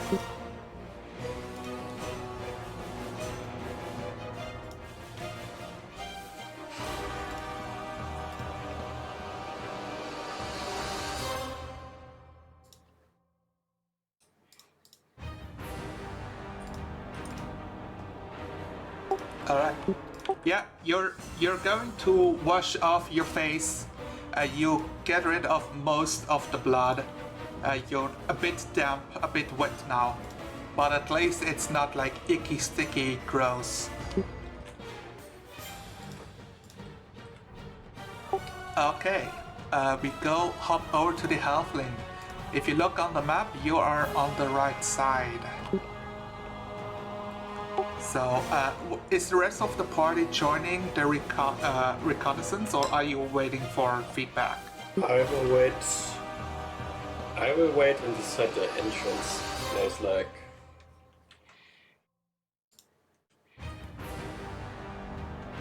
I would like to get stealth rolls from the both of you. The ones approaching the house.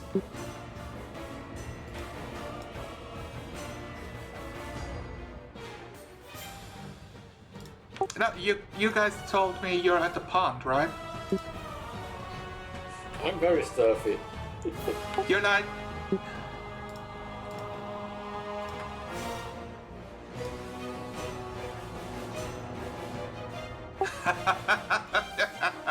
That water might be infectious.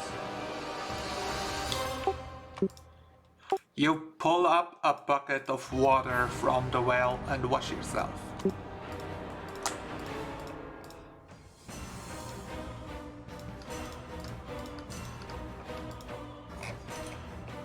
No, just the people who are scouting. I'm not exactly scouting, I'm just standing in front of that house. Which is not stealthy.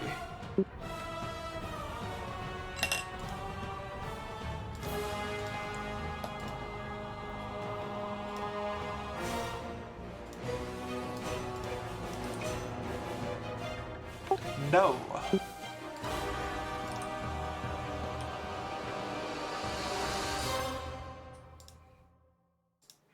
I will tell you, like, if there's something secretly hidden for you to find, that when you can, you know, roll perception. But if there's like, what's the word? If there's nothing at risk, you don't need to roll. Like, if there's nothing at stake, so to say. I do have descriptions. I just don't like it. Like, doesn't explode on you if you fail a roll or anything like that. Okay, what is this place? I think like some of the descriptions are not quite right here. So yeah, there are the stairs that lead up to the front door. The other party members see a small porch on the backside by the well that also has a gravel path that goes upward, visible on the big map. You enter and this leads into a kitchen area. It holds like a large butter churn, work tables, shelves of foodstuffs and ale, hanging pots and pans, which appear to have like several of the pots broken and looted. And specifically the thing you notice is a small table with a skull-shaped wooden butter mold on it.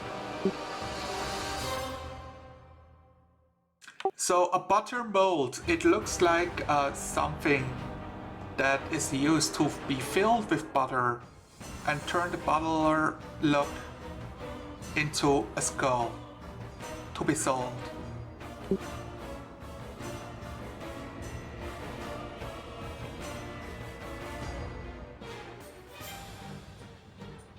That's when the copper drops.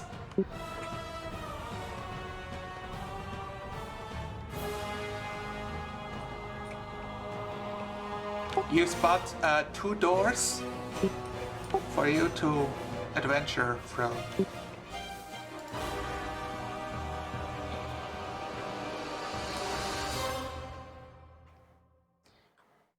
Alright. So I will take yourself forward from here, and that will depend whether or not things notice you or not. But in your mind, you're being the stealthiest halfling in the world. Like, you're doing your job, you're keeping your eyes out. The door itself does not appear to be like trapped or like mess around with. If it's a normal farmhouse, you don't expect any of that such, and you don't see any signs of orcs, what's it called, preparations or contraptions on it. Let me guess, they just arrived 10 minutes ago.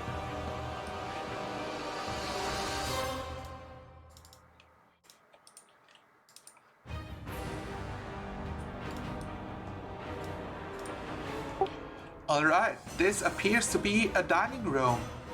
There are 2 wooden trestle tables, flanked by benches. Kettle skulls on the wall add to the decor here.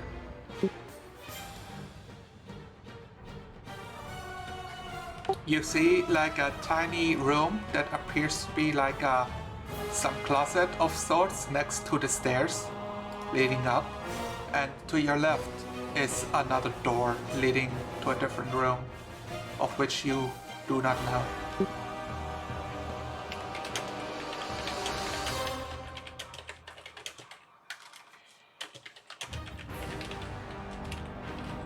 Alright.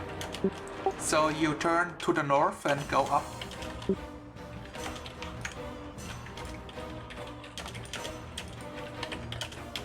As you approach the door, please roll me a perception check.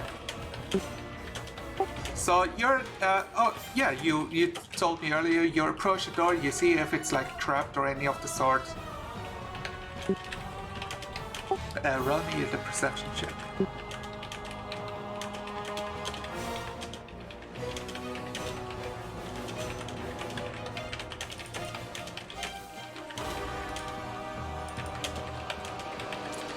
So, you open the door. As you open the door, you see on the other side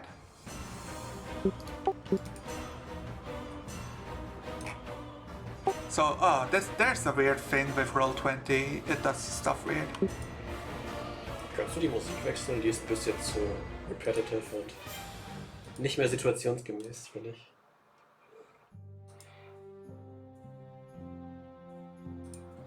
Because it's the orc perception check to notice here.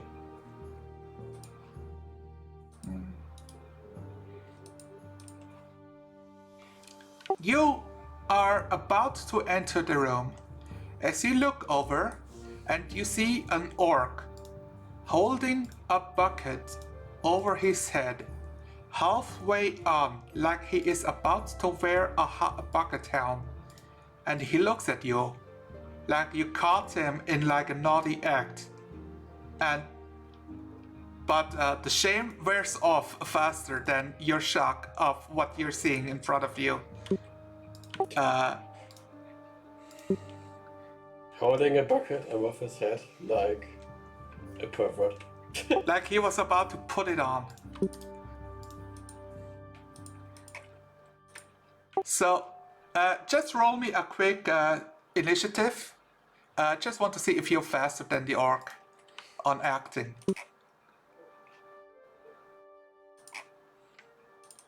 Or you can roll like a dexterity check. That would be the same action.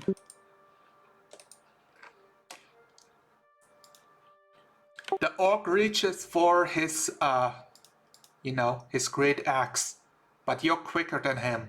What do you do?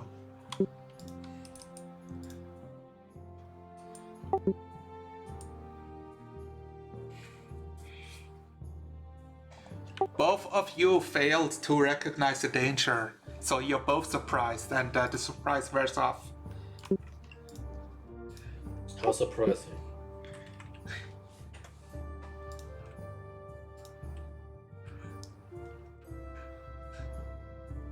Okay, you run out. Like, where do you run? You can move your token.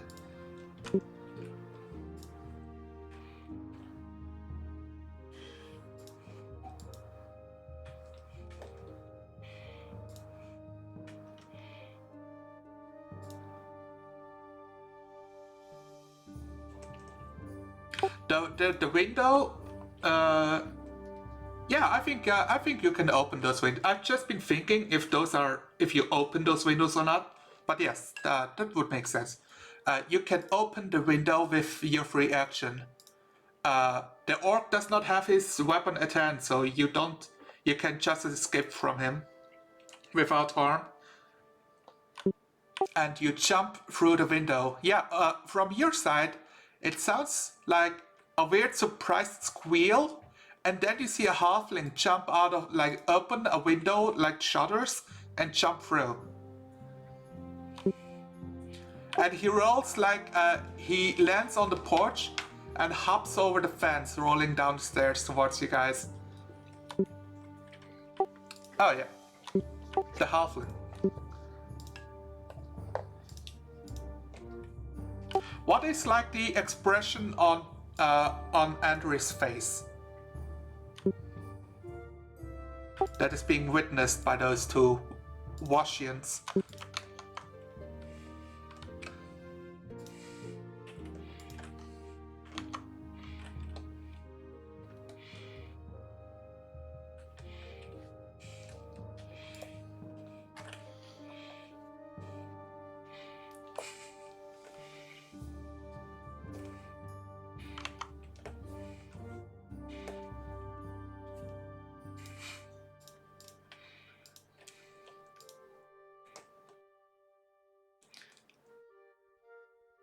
So, do you guys know that those weird social chat memes where he's like pointing behind himself, making like to the door? That's what's happening.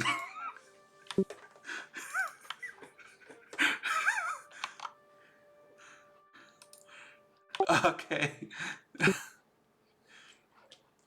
So I'm just going. This is when you guys can join after this. Yeah. So Sebastian, you can just narrate what you do for your actions. After your actions, it's the orc's turn. Randra, like, what was your thinking? Like, you stand out here and watch in general, or did you want to watch follow? out and listen and wait for any orcs that want to come in my direction. Okay, you don't notice anything then. Yes, I hear maybe something stomping around.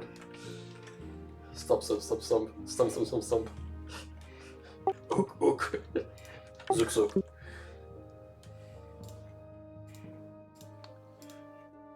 So you just have like the a bucket of water in your hand. You dunked in like a piece of cloth to wash your face off. It's like 2 inches away from your face to wash it off. As you're caught in this decision. To be clean or to slay.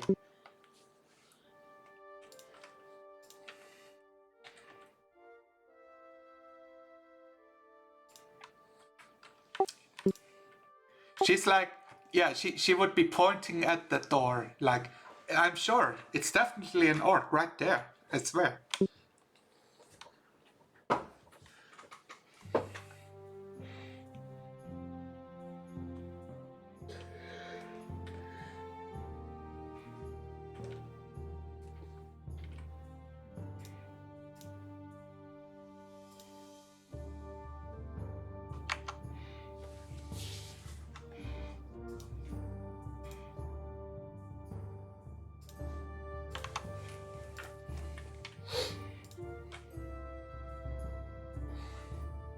Oh, to wash your face is an action. Are you sure you're willing to do this? This is the deciding moment where you have to decide.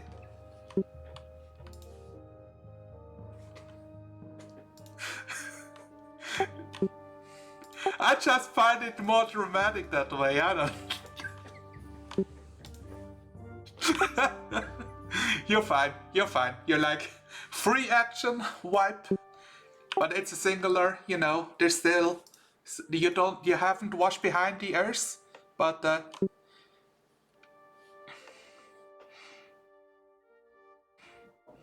yeah, you're good. Yeah, you have like this is all cleared.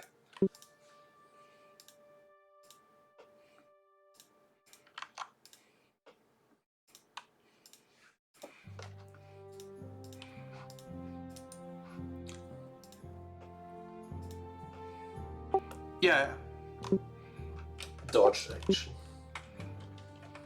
Well, the orc, it like kicks through the door, and since the closest thing is the halfling, he will go for him. Her. Wait, did I just, oh god damn it.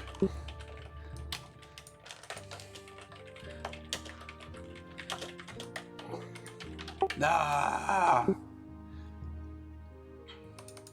No. Never. Not at this You never point. go full rolling.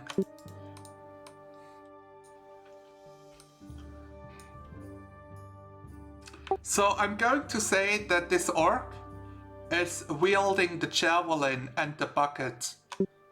So he will strike you with the bucket. Does a 15 hit you?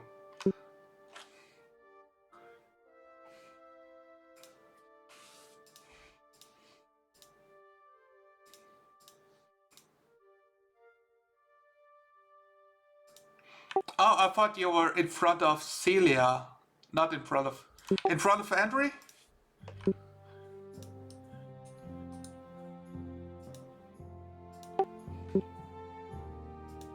Oh, yeah, you can move your token for that, but let me do it for you then. So on my end, you're still by the well, behind the well.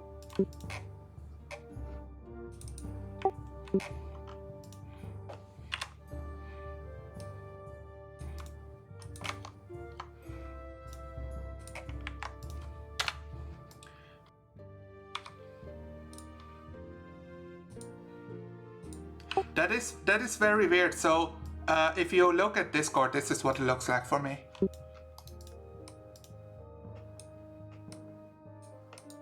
Okay. So yeah, it doesn't strike you. It strikes Sebastian then.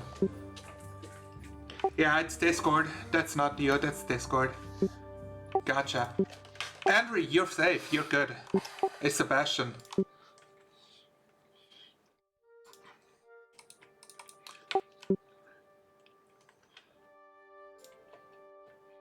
Okay.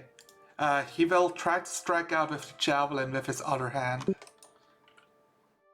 Which is also a fail. You dodge both javelin and the menacing bucket. Celia, let's hop over to what you do.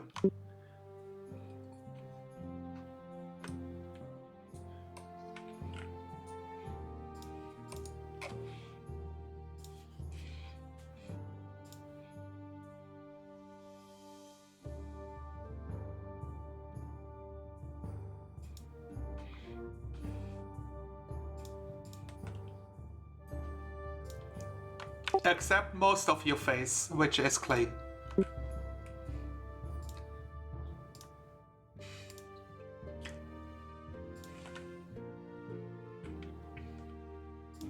Yeah, we don't need initiative, we just go, you guys go and then the orc grows. Okay, magic missile, roll damage.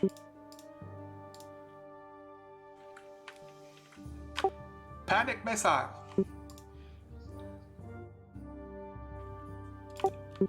You have to roll 3 times.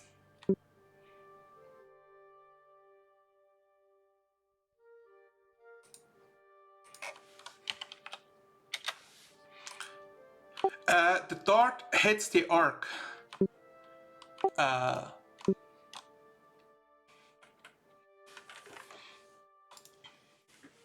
They don't appear to be very effective.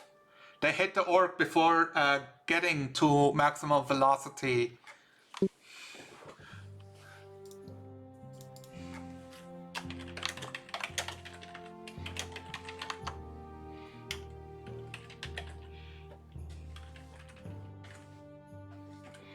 Yeah, he's like much closer than you anticipated when the missiles strike.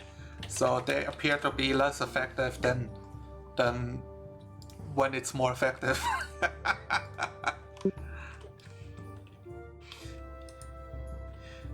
All right. Who of you wants to go first, halfling or fighter?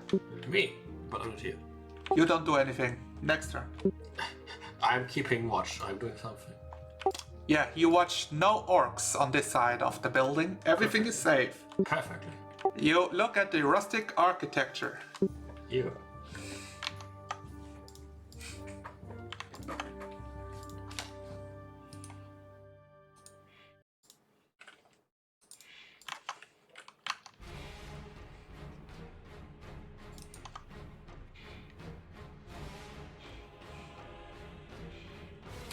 The sneak attack.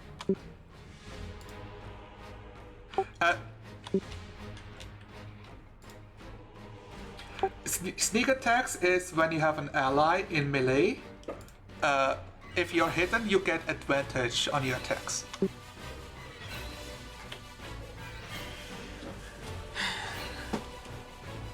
Alright.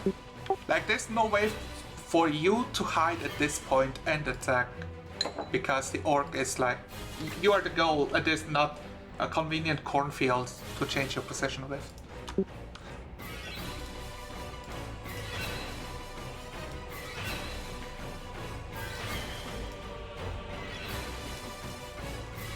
Yeah. Like if you can like narrate it to me how you like break line of sight and hide good enough that you can strike with advantage, I'll accept it. If you roleplay, I'll let you take advantage.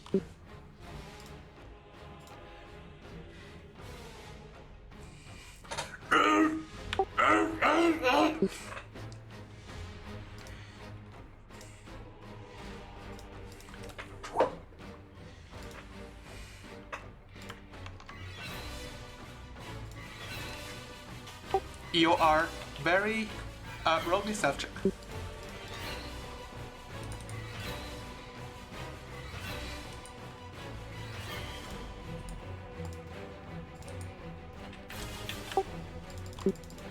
Celia, you wonder why there is a floating bow, like notched on your shoulder with an arrow drop. Before you realize it's held by helping hands.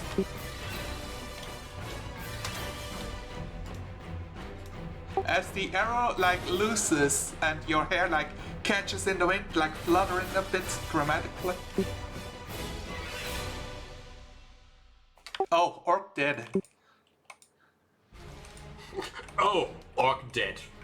Sebastian, you're ready to claim your first kill for the glory of mankind, for your family, for Risen, as the orc dies with an arrow through the head.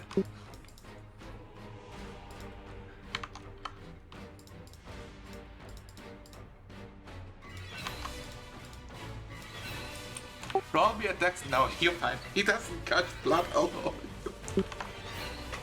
I'm not going to turn this into a comedy. I swear, guys. Too late. This is dramatic role-playing here. Like 20 sessions too late.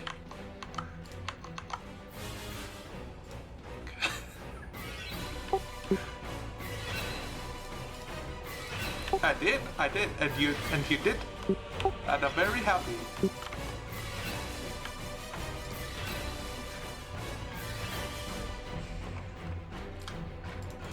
You collect each other, you realize they're the orcs dead.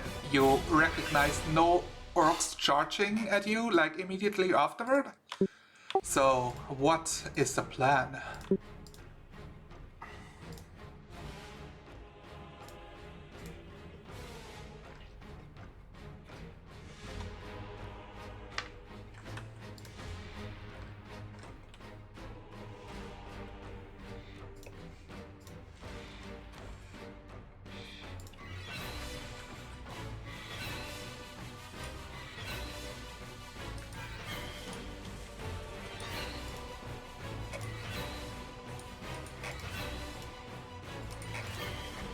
For some reason, Andrew is responsible for the presence of orc.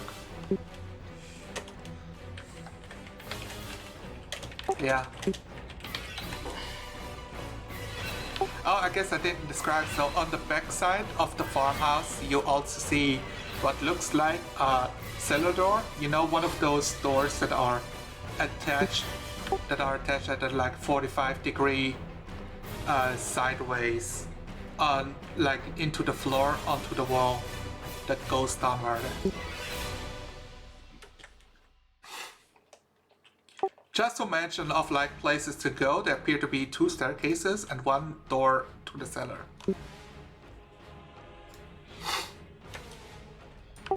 Can you see this door here? Actually, let me just highlight this. you know, if it says like down to cellar, it's like, oh yes, this is where the quest goes, stuff like that. So,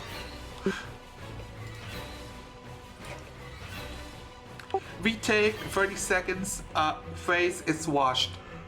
Do you guys feel compelled to call over Rendra, or are you like fine with this situation? I pull up my great. 20 orcs jump out of all of the windows, and yeah, they surprise attack you with javelins. I will bash through the house because I think someone is a pen. There are 4 Rendra-shaped holes in the walls through the farmhouse. You can't. Who's the orc?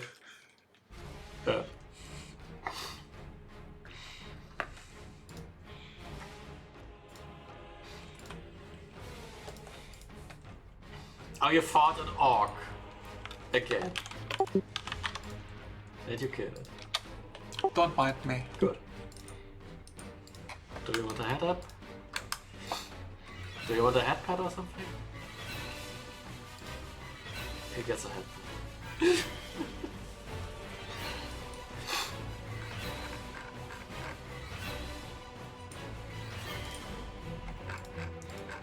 Oh, you mean the peeking? Yeah, there has been a little bit of peeking Who happening. cares about your ears?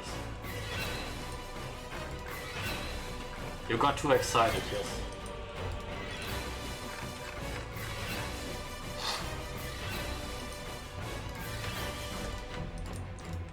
Alright. Yo.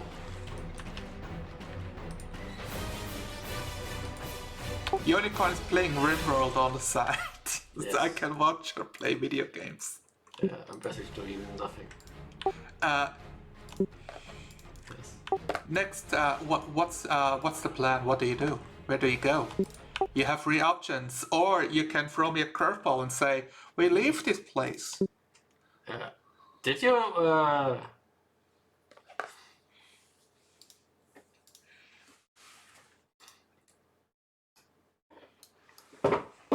Yes.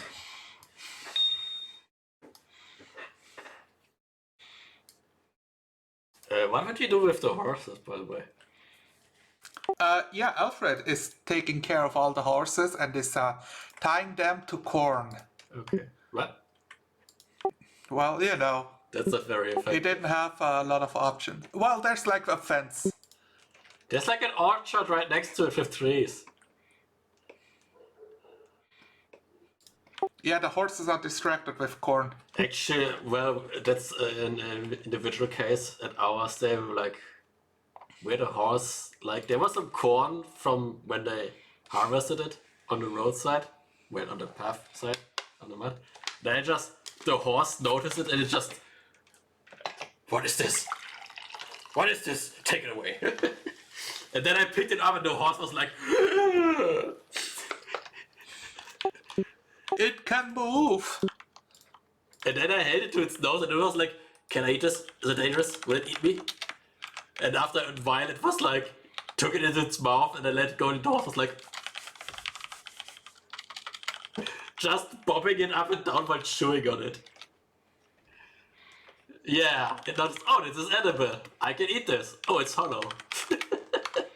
There's air in my food. You are cheating me.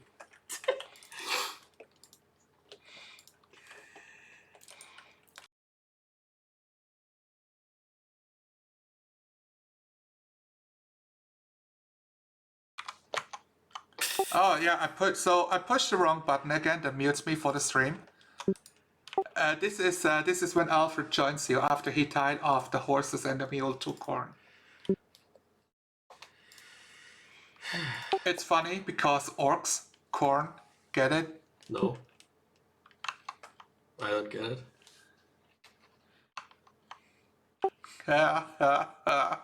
What do you do, guys? You have a map. Move yourselves. Well, I would say, describe- Andrea, have you explored the whole building before you stumble across the orc? Okay, then research the building first.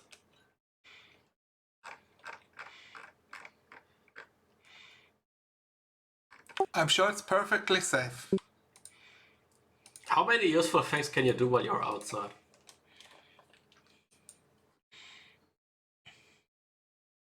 Right? That's fine by me.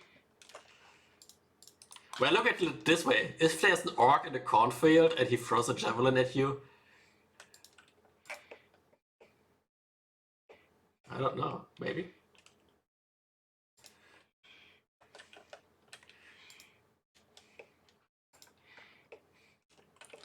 Luckily, there are no cornfields on the north side of the house.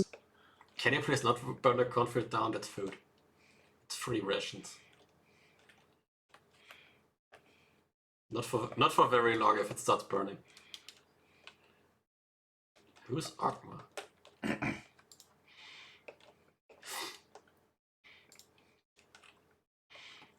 At this point, you can re-roll your stealth as your stealth got interrupted.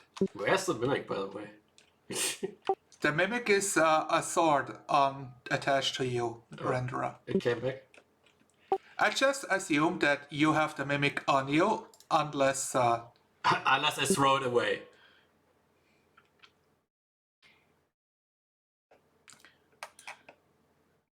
Yeah. What should I think of this? Because it doesn't go to anyone else on its own. You're the one giving it the most food.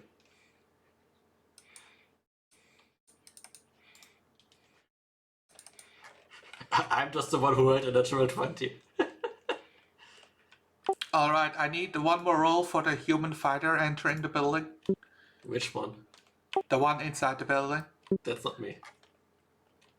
Yeah, you're playing RimWorld instead of D&D. I'm playing both. A stealth check. So if you're going inside the building to check it out, if you don't roll stealth, you are not stealthy, which will have consequences. Oh, good. The fighters are the most stealthy. So I do have to ask, do you have disadvantage because of your armor or I don't. not?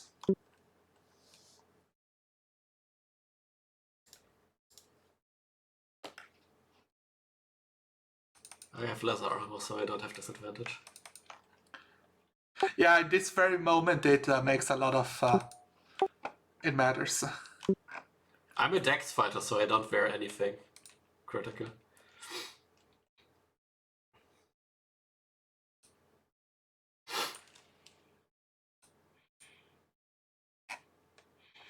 Chainmail. Yeah, the chainmail doesn't say, so I'm gonna... I don't know. It's fine. You rolled a natural 20. This is fine. You start going up the staircase. So, if you look on the map and go up, you can see this place. Please, Andre, move yourself at the top of the stairs.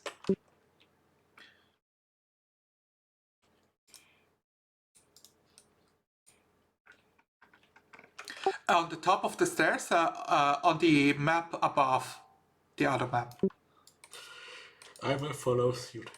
Oh, what the... Fuck.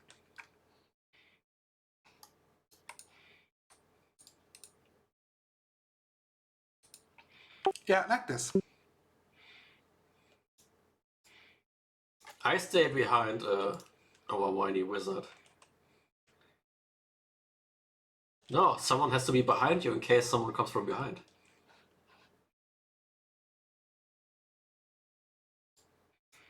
So, What? How am I a perverted person? It disinfected the wound. Stop whining you.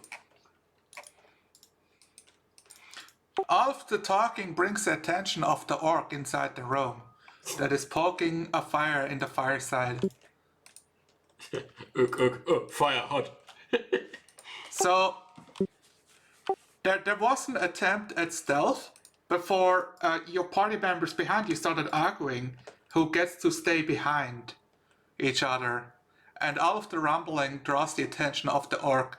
And you have like your bow halfway ready as he gives out a war cry. Ook. Zook. Yeah. Yeah, it's literally Star Wars Unicorn. It's literally Tusken Raiders. No, that's not one. Yeah. You're doing this way too good. Why not? Don't do the Tusken Raider.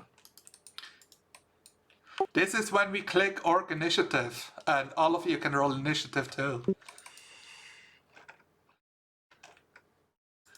I know you wanted it, and I want you to do it, but Complain to the GM for dick fucking us over.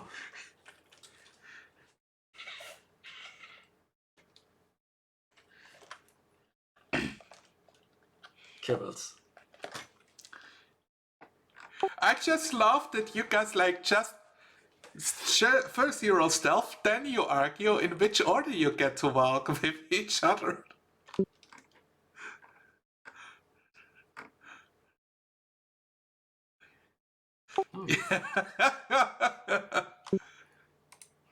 I'm done with the world. Like, fuck this quest. I don't care about Alfonso anyways. He can be dead for all I care. I want to go He's home. probably dead, so... Oh right, Alfonso was an orc. They never told us this farm was managed by humans, right? Besides the dead humans he found, but They could have been invaders. could have been anybody. No, they're corpses. Man, I hate it when it says human fighter on the turn order. Sebastian. But I don't know, I don't even know why it does only say human fighter and not render any monster. Yeah, that is weird.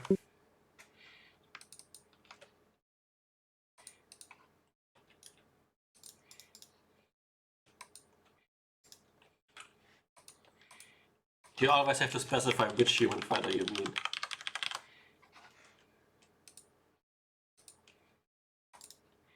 No, I mean with when Sonala says it. If he just says human fighter, then we don't know who of us is meant.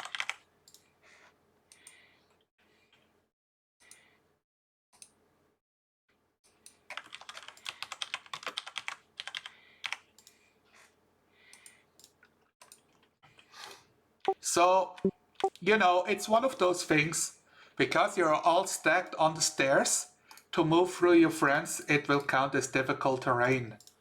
It doubles the movement.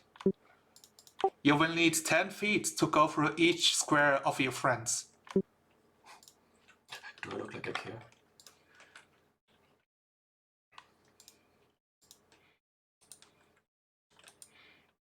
That's how you set up each other before I start the initiative.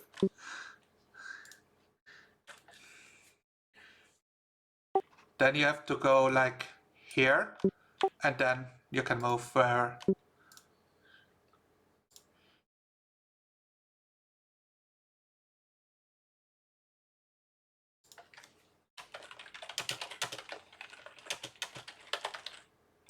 So that's 10, that's 20, that's 25. How do you math, Washi? He doesn't, that's the problem.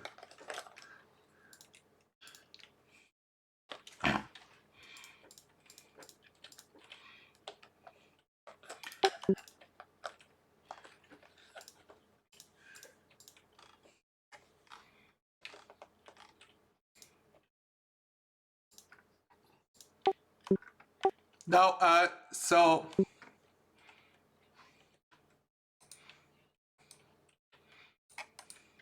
Okay, let's clear it up real quick. What was the order on the stairs? Andrea, Sebastian, Celia, me. Andrew, Sebastian, Celia, Rendra. Yes. Okay, so... Yeah, you can totally make it to the orc then. There we go.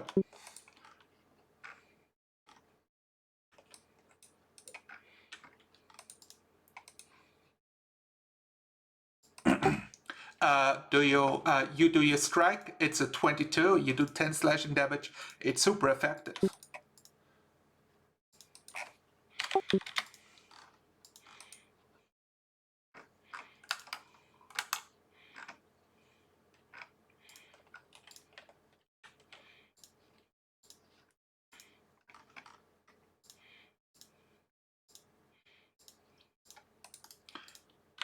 Let me know if this is battle music or not.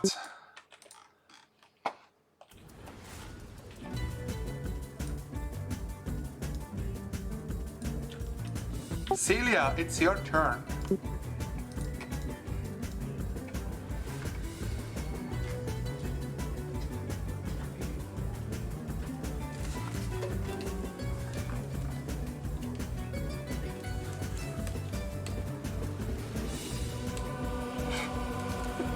This is not combat music, I think.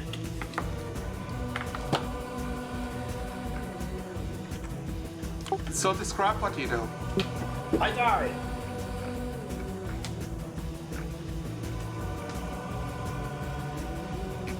Oh, fuck. So remember, this is where Sebastian was standing. You were behind Sebastian. So you walk up 5 feet. You can look to the right. You can see the orc, but it's like upward. You know, like only your head sticks out, basically.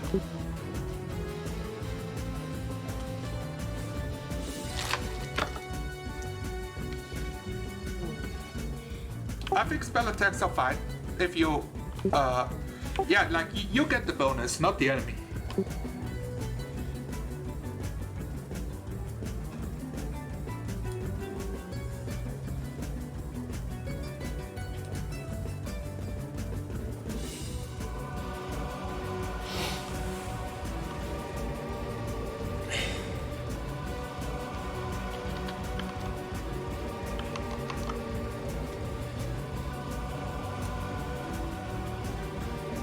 Ray of Frost! Do an attack roll.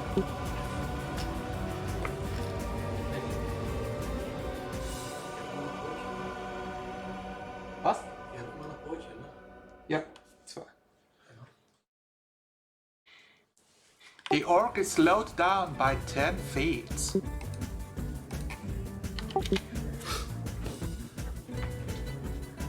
Yeah.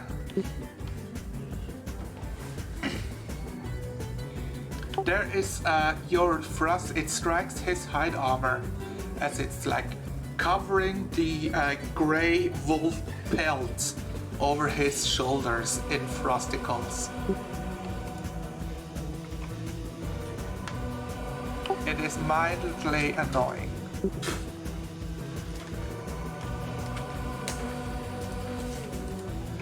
Well, I'm the narrator.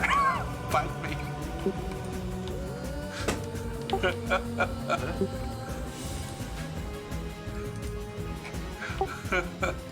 Rendra Dragon, it's your turn. I don't see anything.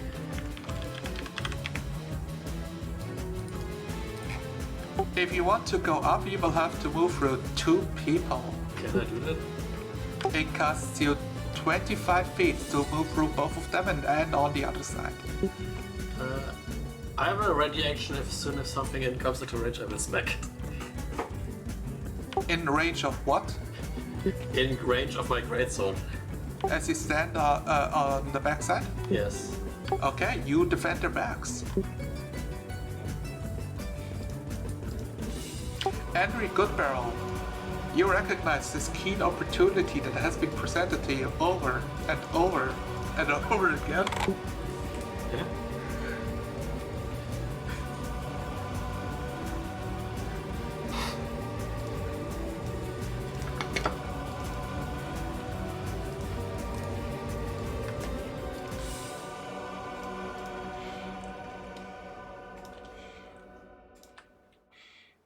Well, the orc would get an attack off, you know.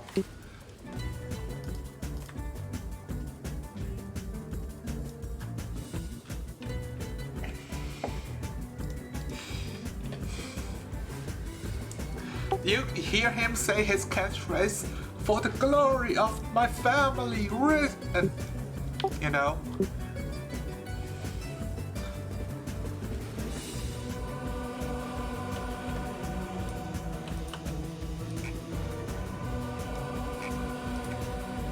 Then we just turned the orc around, so you know he's really dead.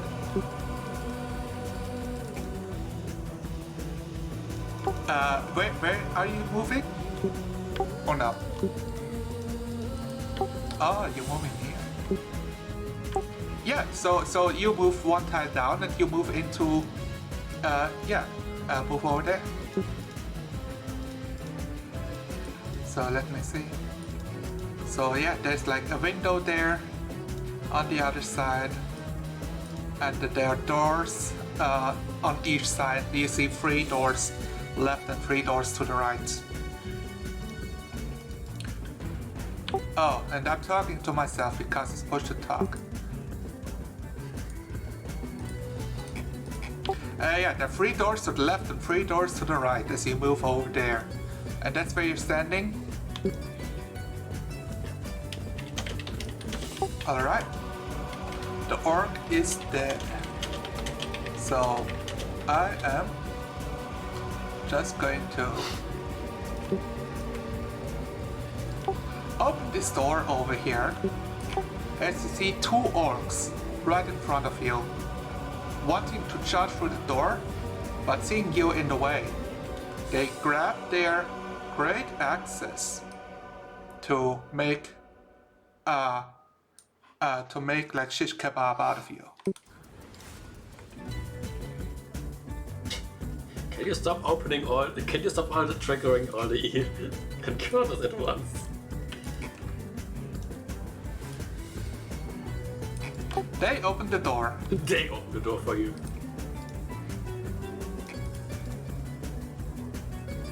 But it's not the only door that opens, it's all of the doors on this side. You opened the clown car! As you see all of the doors that's like on the upper side are opened as orcs rush through after hearing the Tuscan Raider shout of "We are being invaded!"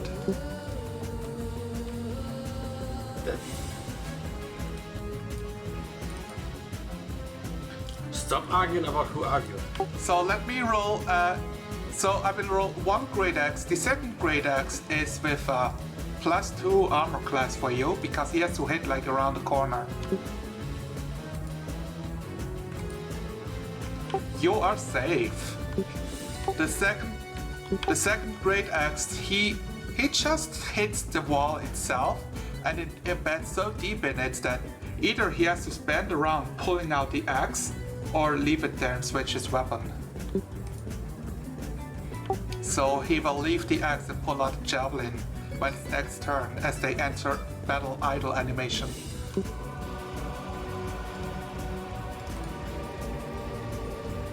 One, two.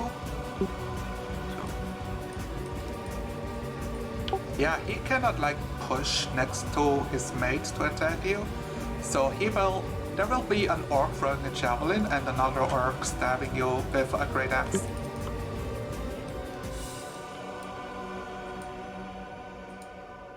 Oh my god! So there is another great. So he's swinging for you, right? Like straight, like vertical down, cutting you in half. You dodge out of the way, like to the side, as it embeds like into the floorboard and breaks through. And now there's a hole there, and the axe is like stuck deep. And you know, he loses his grip, and the axe like starts sliding through the floorboard down to the other level.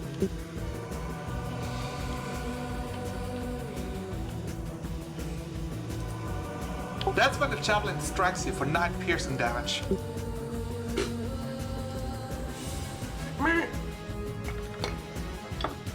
At least it tastes like some.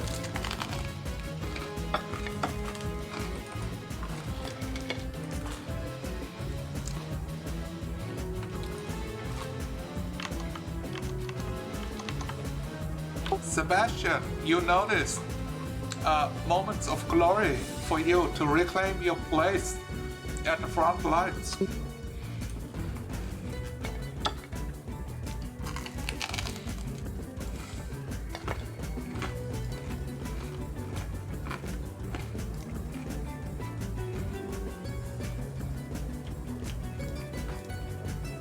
Yeah, you can stand there at the entrance, heroically.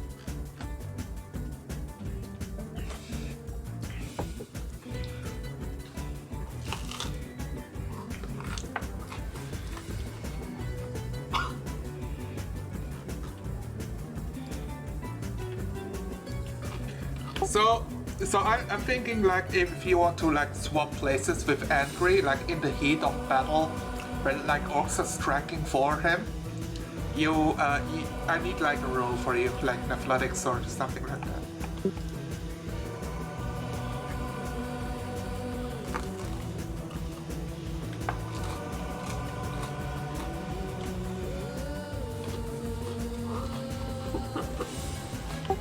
Yeah, it's not their turn.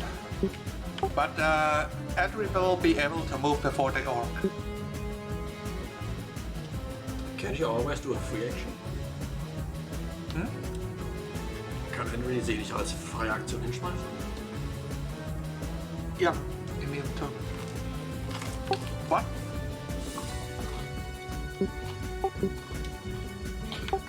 Yeah, not for Sebastian to fight the orcs now.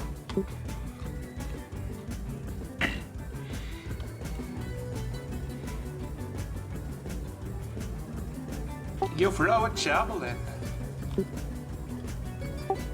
You do 5 piercing damage.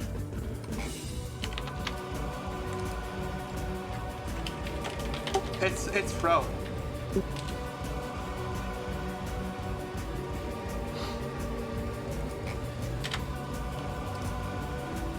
Is that your turn?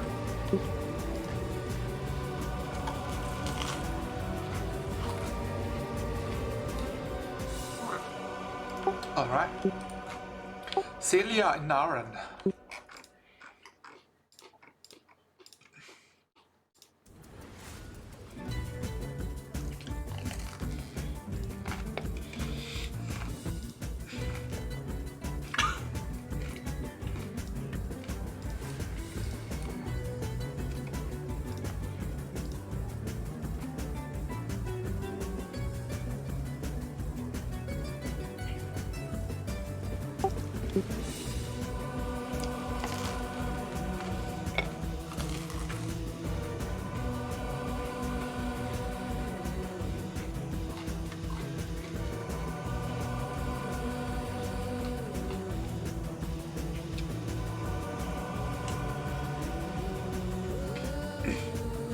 All of the orcs wield at least 1 or 2 javelins on them.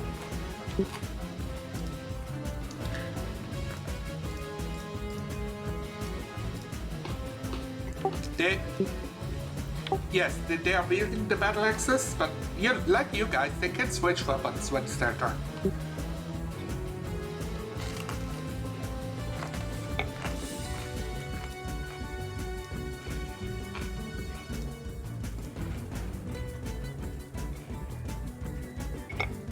Yes, you get an additional d4 plus 1.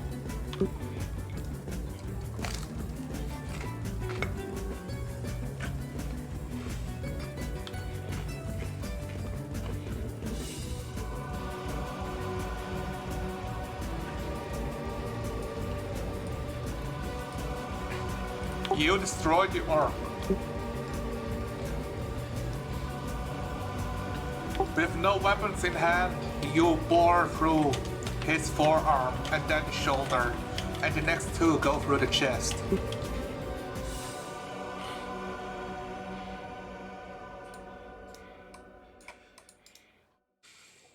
Right.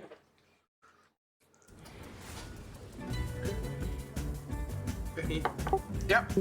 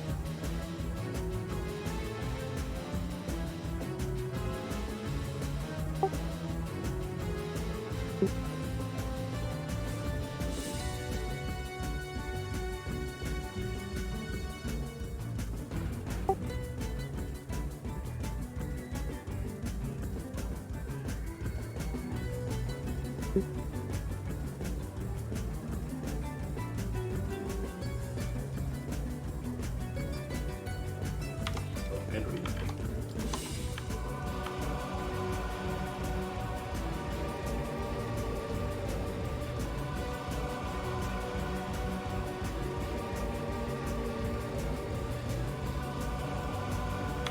I believe you can. Then I will try to hit the first away. Yeah, you can squeeze and share the space with Sebastian for a shot and then move back. Since, like, that's even ground, that's not the stairs anymore. So that's fine. You shoot at the orc. And I hit Henry. You hit not. I hit nothing, right? I hit something that's not important. Yeah, your arrow flies past the orc through the window and shatters the window. Oopsie-coopsie. As there's like now glass shards on the outside of the window. Can I get that arrow back? If you jump through the window outside, yes. But that's the only path to get the arrow. On all other paths, it glitches away. Every good barrel.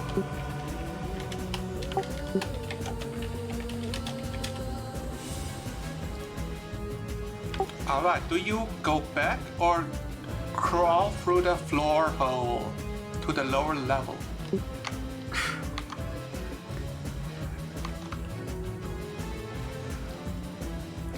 You know, just offering.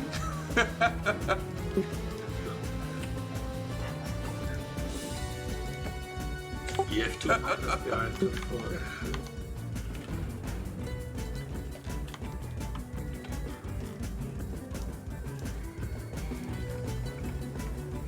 I will move your character then. There you go.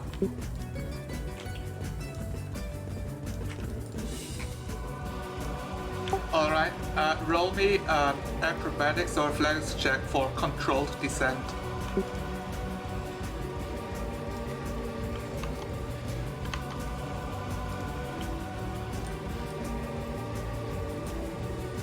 We will find out. Yeah, that's what I said. Yeah, you fall nimbly on your feet. And then you hear a great axe thump right next to you into the floorboard. Yeah.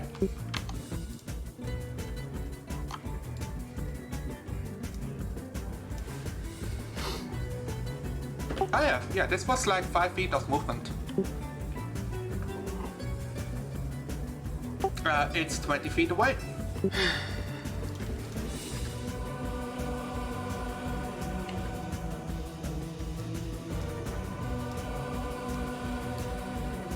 Alright.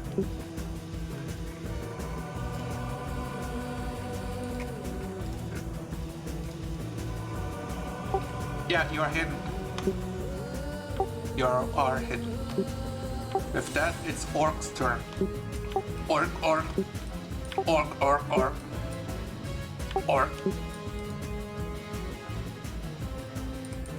Now the orcs have no more great axes because 2 of them are dropped. So you get a javelin melee attack, Sebastian. And then there are 2 javelins thrown at you.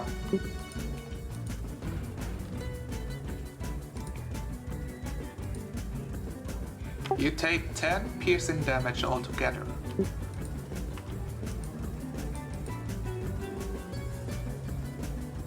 And that's Orc's turn. That's it. It's your turn.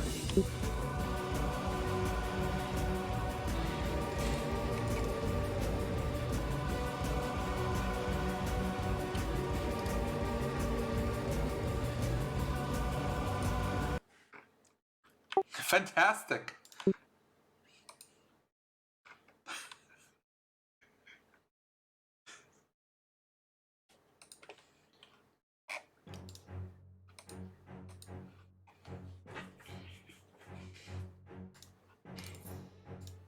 Yeah, that hits. That's 13 damage. A mighty blow strikes into the orc. A deep gush as blood oozes over the blade of your axe, dripping to the floor. But he's alive. The orc hand grips for the axe handle like the head and pulls it out of himself, throwing you back.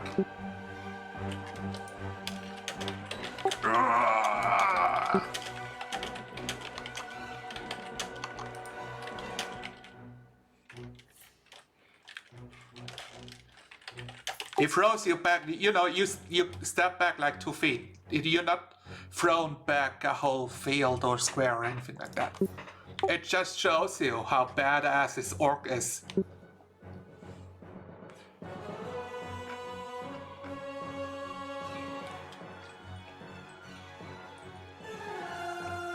Now is a very good time to surge in action.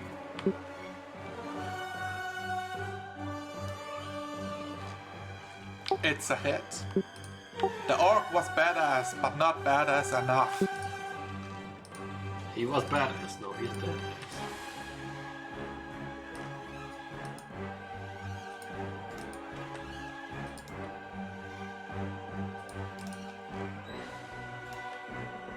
Dodge action, always helps. The tank has left the chat.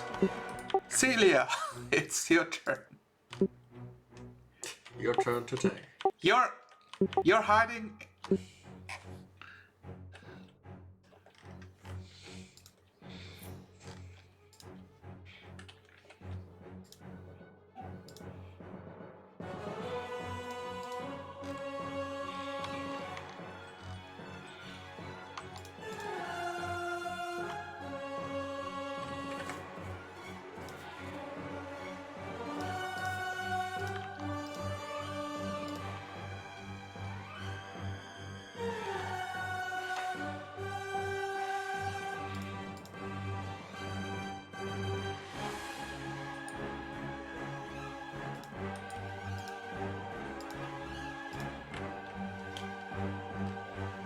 Both of them are unwounded.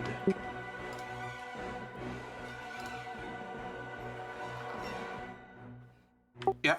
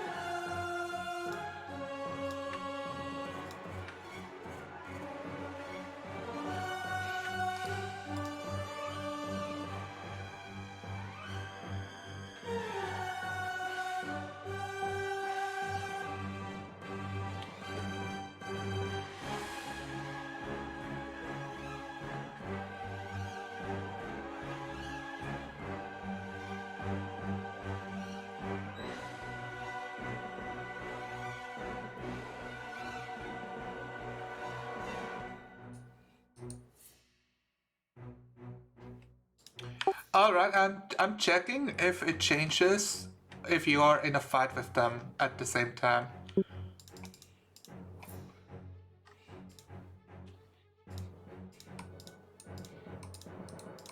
Okay.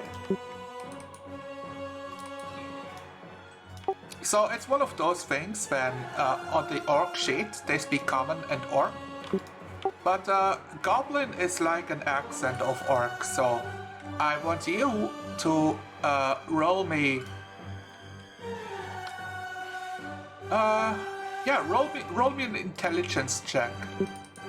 I want to hear like how fluent your goblin is when you say those words.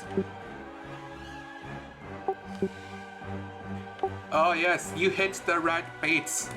It's you know, the goblin is nice, but it's all about if he understands the meaning of what you want, which he does. So I will do a wisdom saving throw. And he is enthralled under your spell. Yeah, which means a 13. Oh, you have a 13, I see. Oh.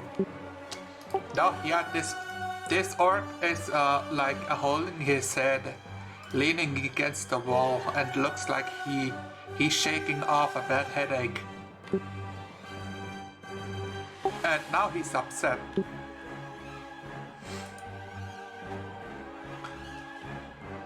Celia, she tried Inaran. Rendra Dorgon. Oh, do you want to move or? Yes, I want to move. That's the best decision you made so far.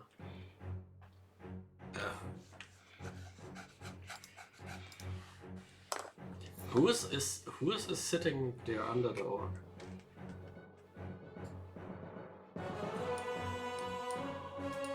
On the first orc in front of me. He still has hit points. He still hit points.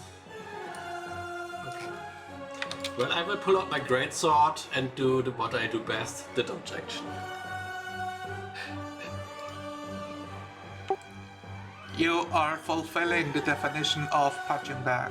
Yes, because I have a shitty AC but lots of HP. Andrew, good barrel.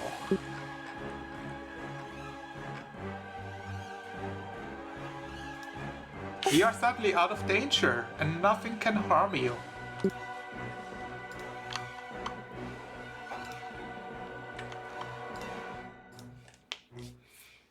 Alright. To reach this, so this is 15 feet of movement to get there.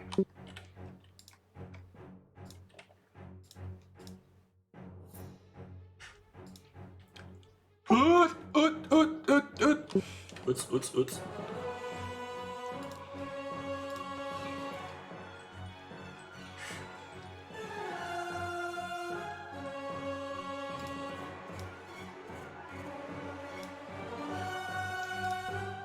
Yeah, you can pull yourself over the railing, I'm fine with that. There appears to be orcs still alive.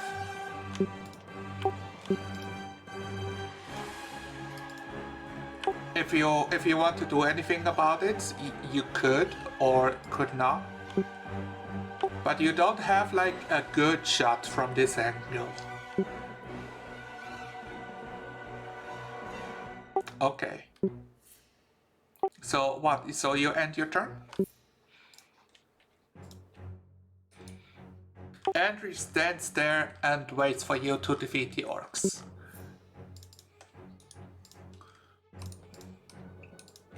Go on, steal more. Which means the orcs, let's see. Yeah, so like the orcs switch places because the other orc still has its great axe. One of them does not. So you get a great axe and a javelin.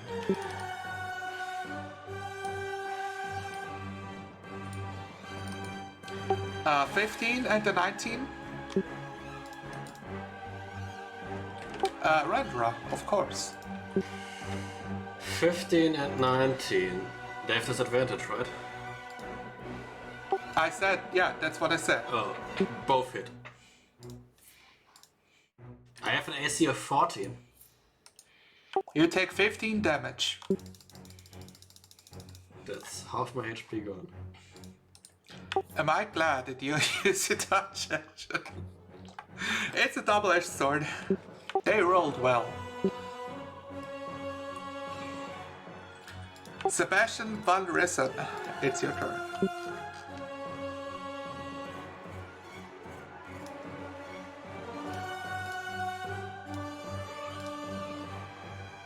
Okay, that's a hit.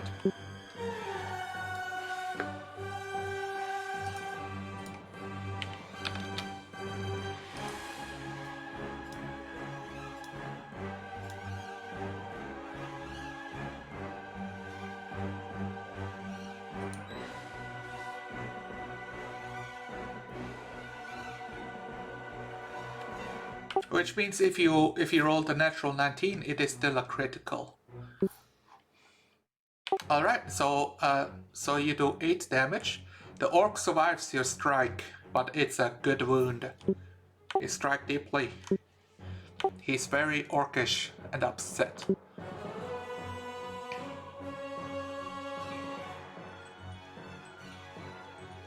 No, I don't think so. Celia and Naren.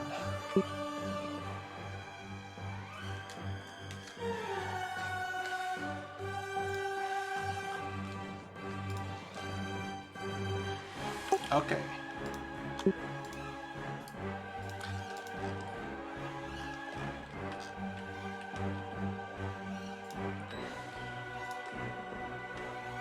This is enough to strike the orc down.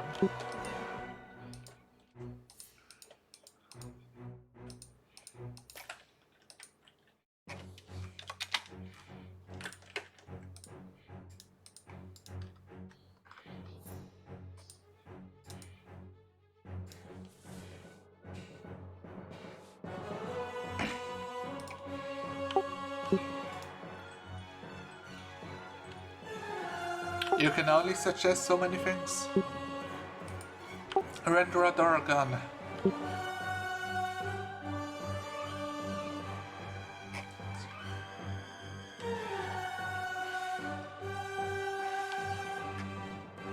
Render a door gun, it's your turn. Oh, I will keep up the dodge action right now because I lost half my HP.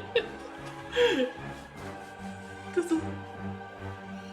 how many orcs are left even? You're not looking at the screen, silly. I'm looking at Discord right. Oh, okay. She is reading Discord instead of playing the game with us. Yes. I was concentrated the whole time over, but now I'm getting tired. So do you want to kill the orc or stay Yes, I'm gonna kill the orc. Okay, move your token and play the game with us. I don't want to play with you. You're evil, you kill us. So there are another 2d6 orcs crashing through the roof. Are you shitting me?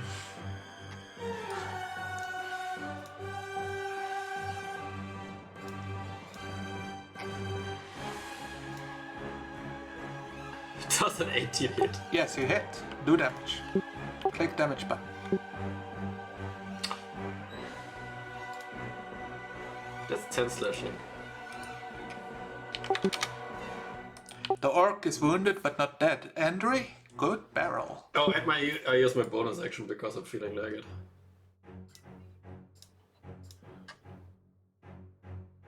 Wait, no, she's using a bonus action for something. Oh, to heal herself. Okay, go ahead. Yes. Yes.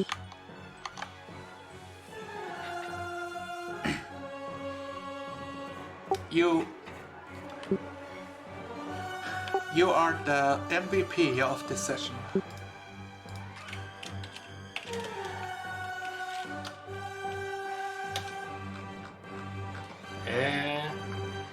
Oh. Unicorn healed for 0 plus 3 health points. Yes, I rolled a 1d0. That's enough to kill the orc and hit it.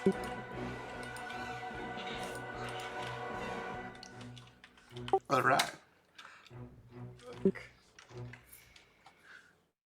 The good news, Sebastian got his own orc kill this time, so... Whoa.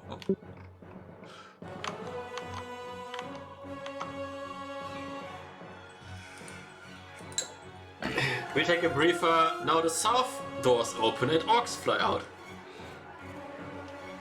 I just want to give you guys a minute to collect yourselves and talk with each other what's the immediate next step is. Andrew, I have a question. Alright. You want to take a break before checking any more rooms, just see if you can... Are you like taking one of the rooms that is quite defensible, except okay.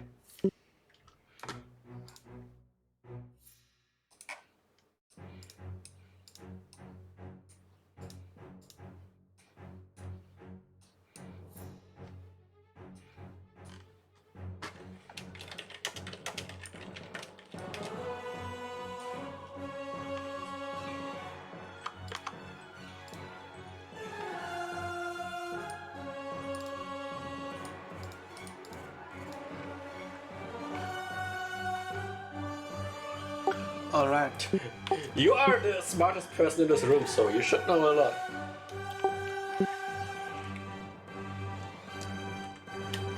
So the orcs jumped out from the rooms on the north side, right? Yes. So those are empty.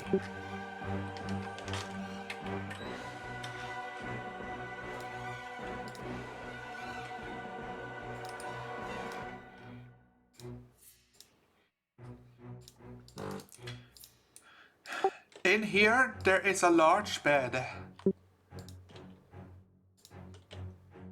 Okay, you sit on the floor next to the large bed. You sit on the floor, right next to the dinosaur. There is a bulky cedar wardrobe dominating this room, which also has framed paintings of landscapes hanging on the walls.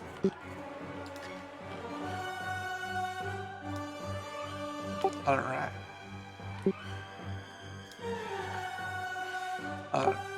Anybody else inside this room, feel free to roll me a DC. Like, is anyone curious in this party?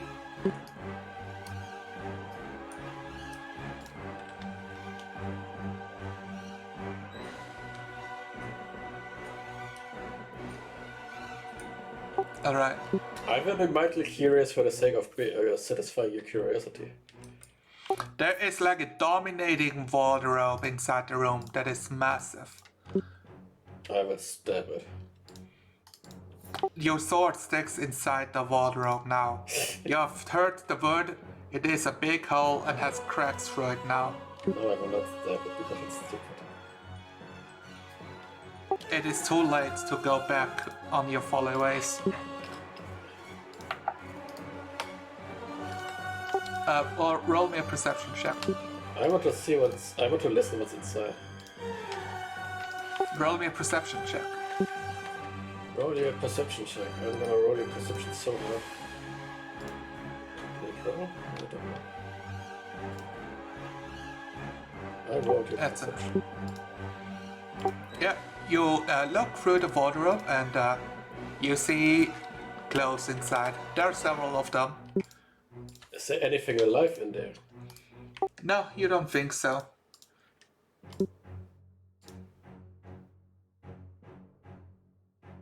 Alright, you recover here during an hour of passing. I want you guys... so what are you doing, Andre? Are you also interested, or are you like in your own, like, do you want to see what's inside this room, or are you just like healing, eating dinner or something like that?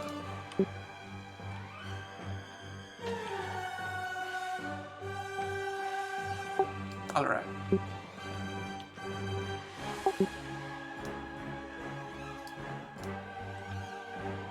I'll let you roll a perception check since you're spending an hour in this room.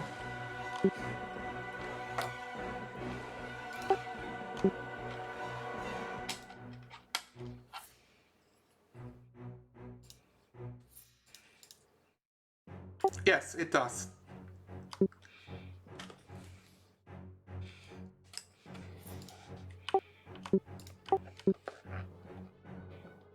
So you can spend your hit points to recover. Roll. Yeah, roll the dice, the hit dice.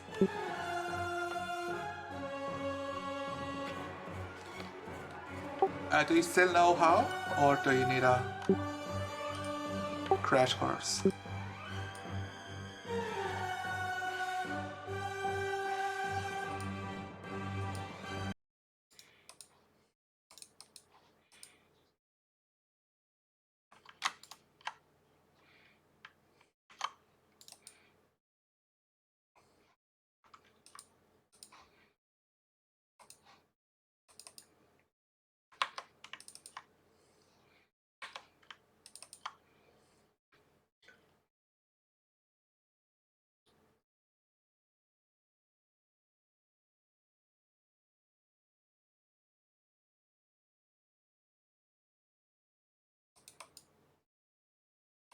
Yes.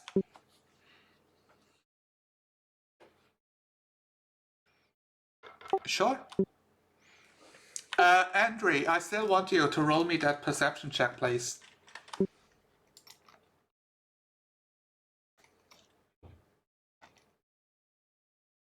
I am forcing perception upon you. I'm so evil.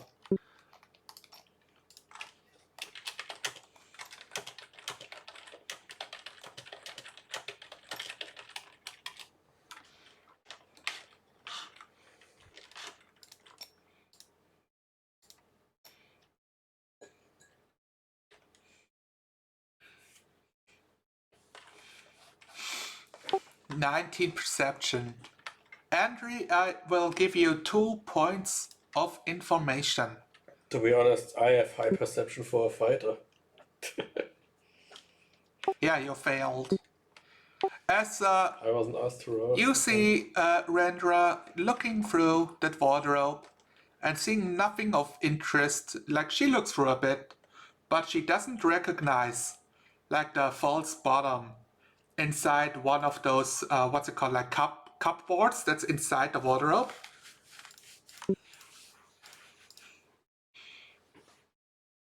And it has come to your attention that this cupboard should be deeper than it actually is. She's like going through the socks.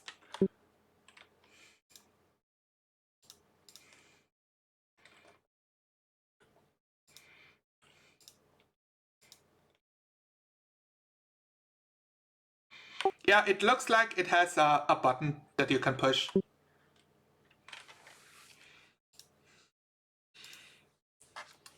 Yeah, it makes a click and you can, and it like springs open on one side so that you can pull it up, pull out the false bottom and see what's inside. As you do, you pull up what appears to be a set of linked chains forming into a chainmail.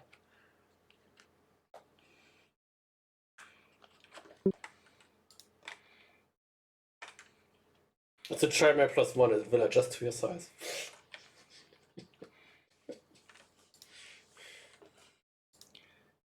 So it Actually, appears to be a special metal, as it has like a blue tint to it when you hold it towards the sun. Oh, great. It does not appear to be like normal steel or any of the sort. Am I still on camera?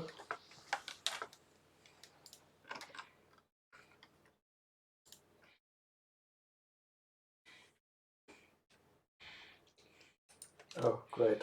Yeah, you can you can take part of the short break to find out what it does.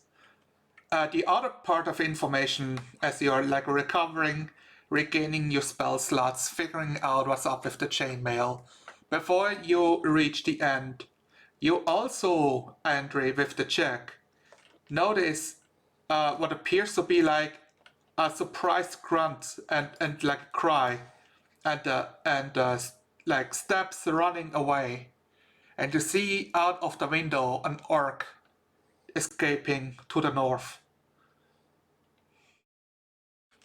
Can I shoot him? No, you're on break. Okay.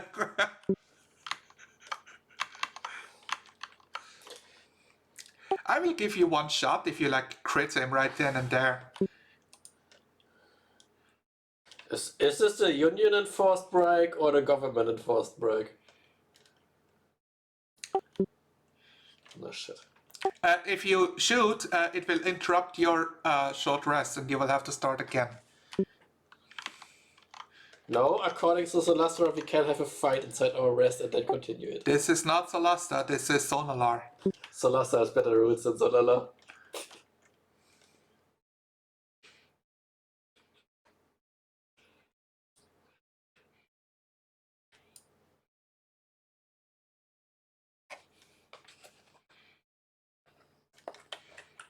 But you didn't kill him? Looking out the window, you recognize the cellar door is open now. Oh, bollocks. On the end of the break, Celia, after recovering new spells and looking over the chainmail. So in D&D, you don't really need spells and such. Like by the rules, it's totally fine to just take a short rest to identify items. You know, so if it's like a super rare item, maybe I'd have you use identify. But in this case, you can identify it easily. It is mithril chainmail. Cool. A light, flexible metal that can be worn under normal clothes. If armor normally imposes disadvantage on stealth checks or has strength requirements, this mithril version of the armor does not.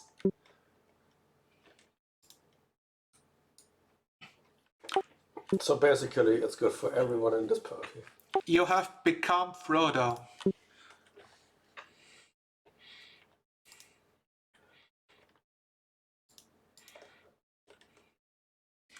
You know, you can probably take a long rest to make it fit you.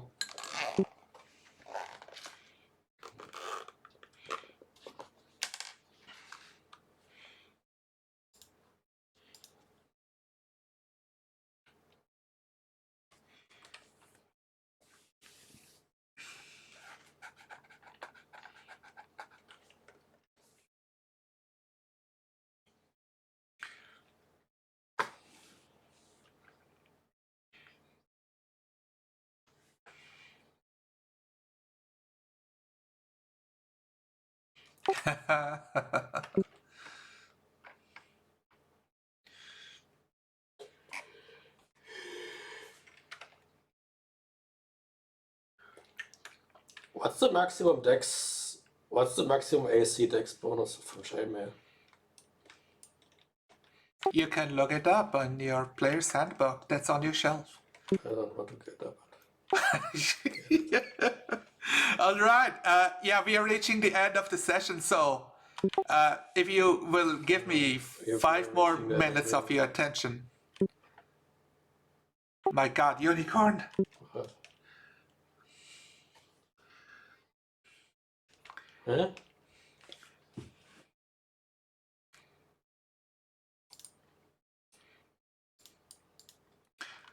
All right. So, after the break, you have beaten all of the dangers here. So I would just say the rooms, there are a few more rooms for ranch hands, nothing much interesting. You find the office of Big L, where you can find a lot of money, which is for you to decide whether you want to keep it or not. Like, I'm sure for now you at least keep your hands on it in case you don't find the real owner in good health.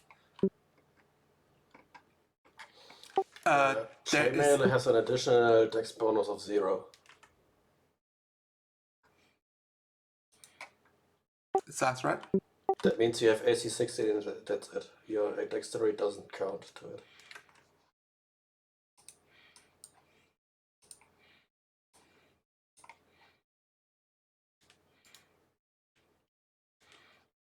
They probably are dead. Yeah, you're looking for clues and you find valuables.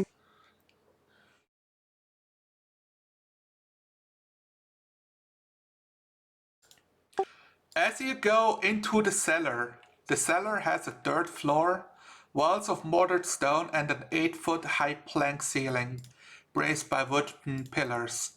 Tied to a chair is a large figure with a burlap sack pulled over his head. Shelves along the wall are lined with skulls made of butter and protected by a thin coating of wax. And you hear the sounds of like, huh?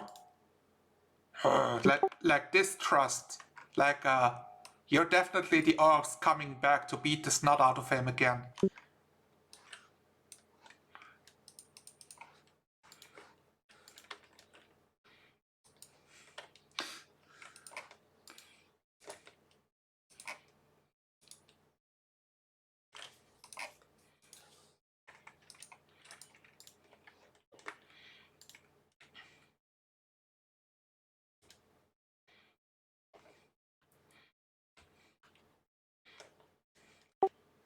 All right, you remove the head.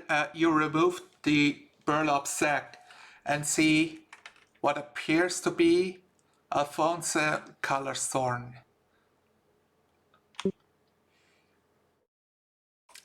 I don't think so. So, yeah, Alphonse. What kind of guy is he? Let me think. So imagine he is past, like he's in his 50s at this point.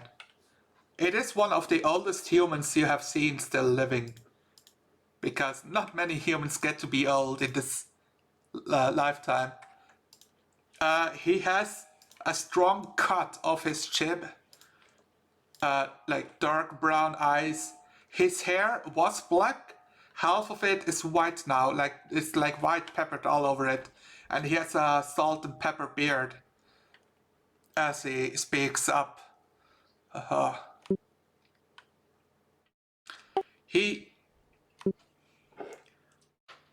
Yeah, they call him a Big Al, as you realize he is like strapped in muscles. He's for his age, it looks like he still goes on like 10-mile runs, which is probably because he works on this farm by himself.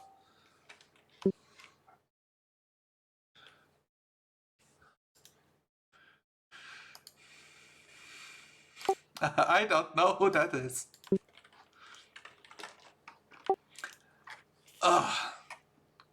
You don't look like orcs.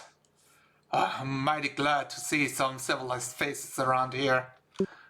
Mostly civilized. I will accept.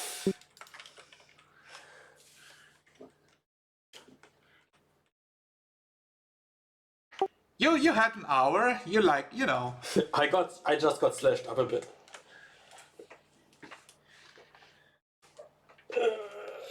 Yeah.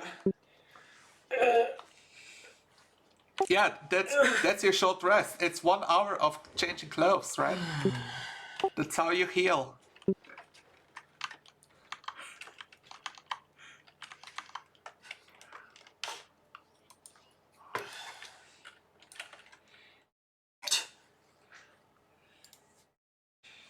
Why do you get rid of the blood? That's character.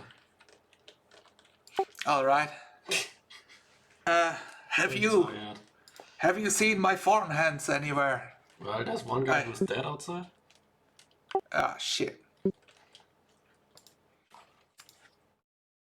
Yeah, during you have seen like 5 bodies at this point as you like go through the place and like turned it upside down.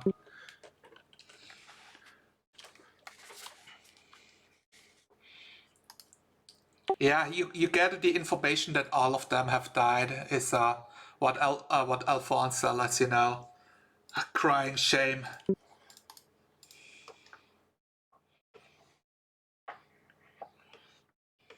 Because we are too late.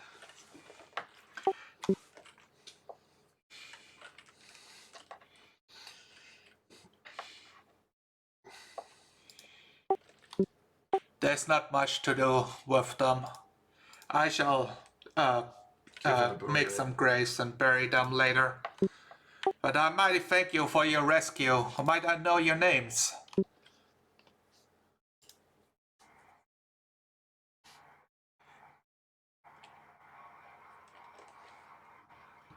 So you're the leader of this group? Sometimes. Depending on who's needed as the leader. Everybody immediately speaks up like, no.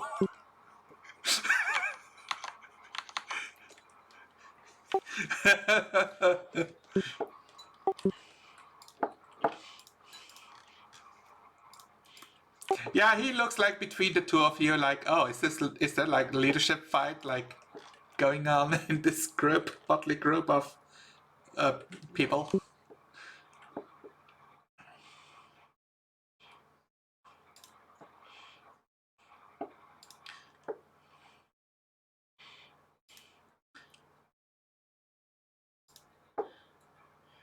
Why wouldn't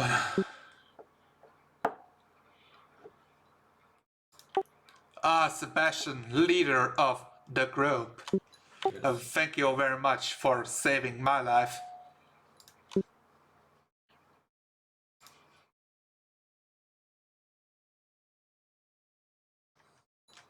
Leave. This is my home.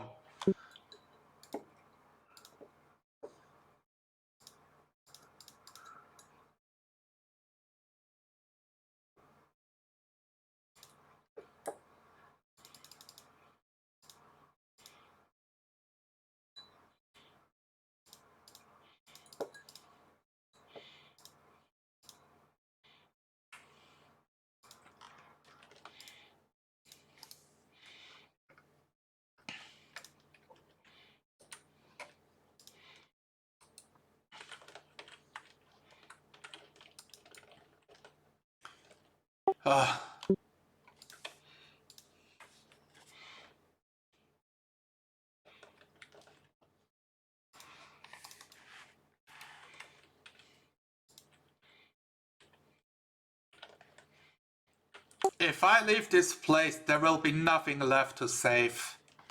There's already not much left to say.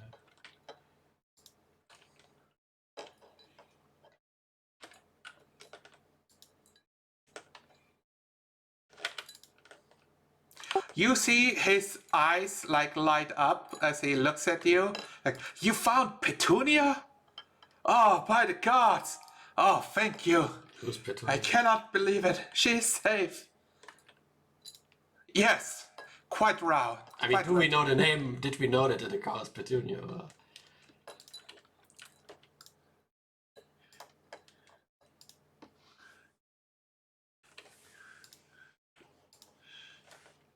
You found Petunia 1, 2, and 3? Petunia, Petunio, Petunier. Oh, wow. Yes, I will definitely reward you for this. Quick, let me check my chambers. I think I have some very useful gear that you could wear. Oh, you mean this chainmail? That we already found because... Are you like turning your feet on the floor, you know? Like looking away, like finding words? No, I'm like, oh, you mean some magical chainmail? Because we already found it, because we assumed everyone here is dead. Well.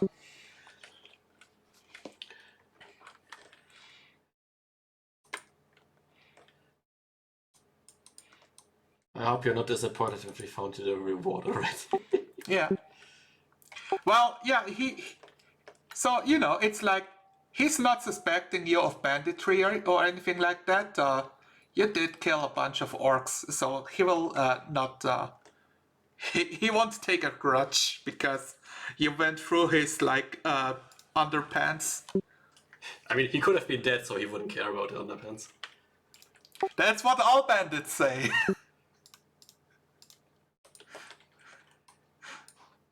If I was a bandit, I wouldn't care about untying him, I would just go. I didn't know your female friend here has such a rude posture about her life. I'm just being honest. And then you're burping in front of him. It's like, That was the player, not the character. I cannot tell the difference apart anymore. Oh, cool. That means I'm playing my character very good or very bad. The other one is not a folk hero. The other one is a schlop.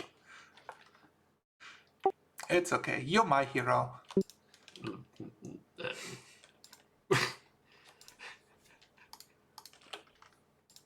Alright. Yeah, are you like mentioning the money or are you... Is there an attempt to sneak that away at all?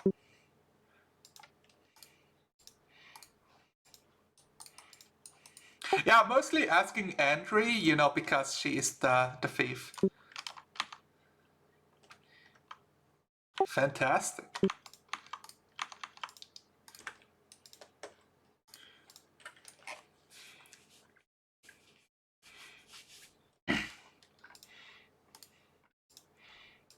It is quite alright.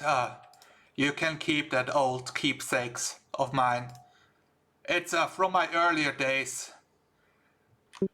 Yeah, he looks reminiscent.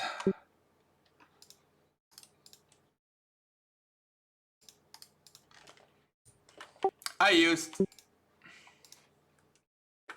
Ah, fantastic.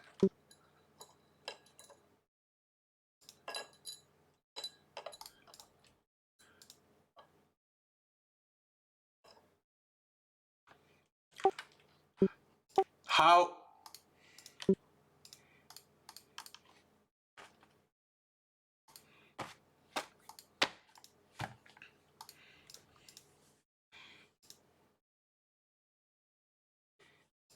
We can check like who it fits best, but Alfonso will mention it is quite befit a leader of this group. In any ways, I won't take it personally if it doesn't suit your needs as a fighter on the front lines. I've seen you've taken quite a toll on getting me out of here.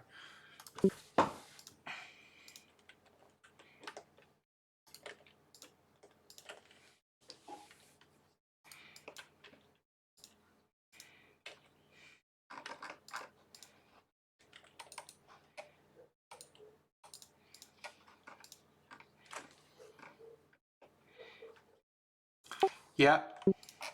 So, Alphonse, he does argue that this is his ranch and his home. He wants, if there's any orc left, he will kill them single-handedly. Or any wild monster, like a mimic or any of the sort in this area. You know, but he just says that. If you want to convince him, roll me a persuasion check. You did bring good arguments.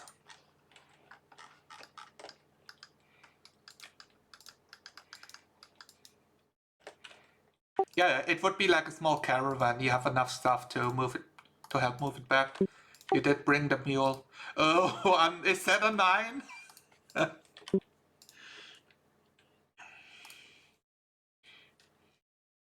Did you want to use your inspiration?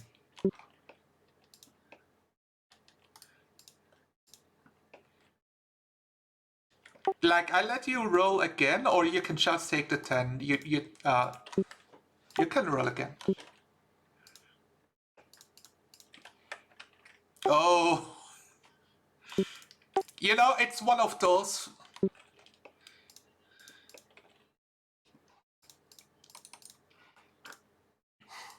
Yeah, as every time you bring up a good argument, it's like the first time he said no, but when the more you push him, the more like what's it called, like bullheaded he becomes about it. It's like, no, this is my home. I've built this thing after retirement.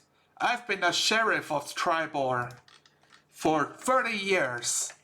Those orcs, they just happen to be too much.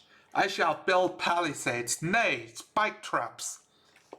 None of them will stop my butter skull ranch. You know, if he's unwilling to move, maybe we could be willing to help him.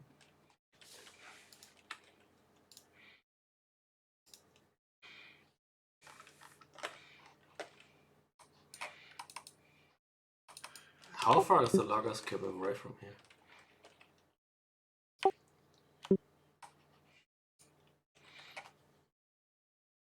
I'm sure it's like a couple of days, depending on how fast you find it and stuff like that. If it's a couple of days, I would probably be too far. You are- to just go there. You are welcome to stay here for the night, or as many nights as you need. I am welcome for any help, but I understand that you are men on missions. Well, and women. He looks at Andre like a bit confused whether or not that's a boy or a girl, but he doesn't ask.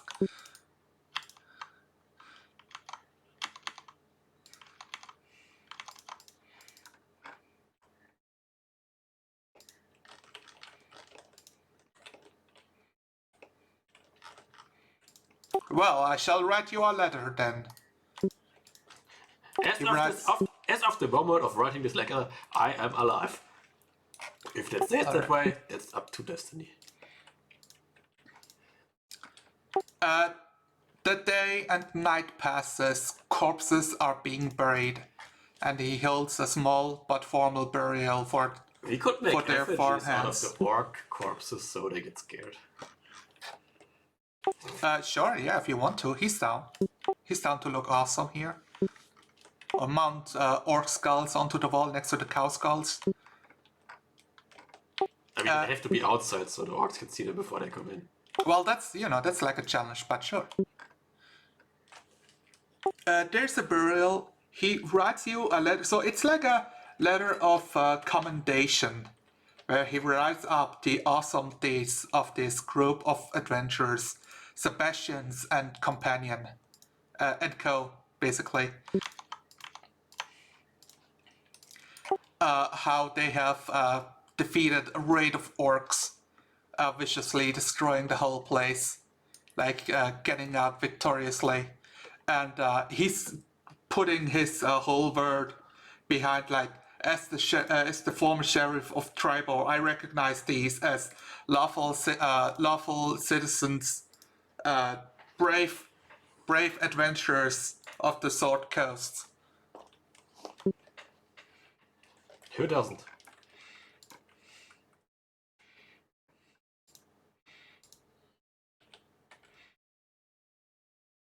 Yeah. You get everything back and half of your hit dice. Okay. Yeah, so... Yeah.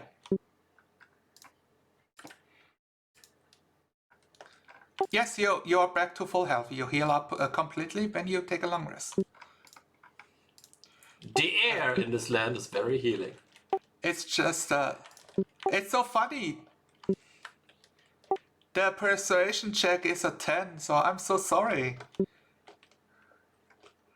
Huh?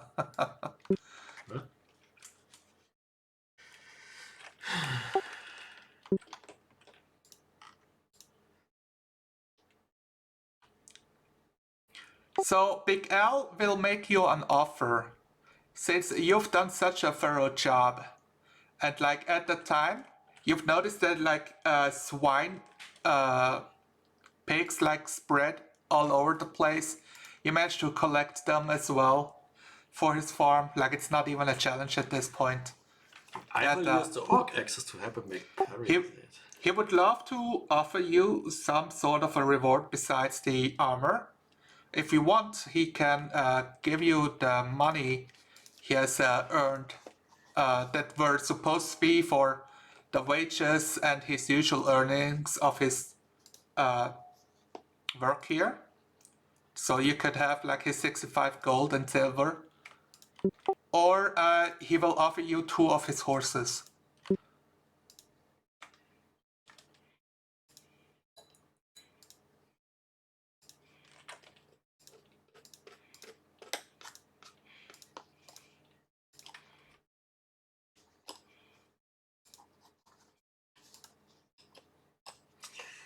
How much is the money he has?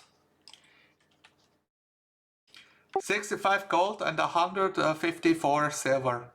How many wooden logs can you buy from 10 gold? Wooden what? Wood logs. We are going to a woodcutter's camp, right? I have no idea. To reinforce this place?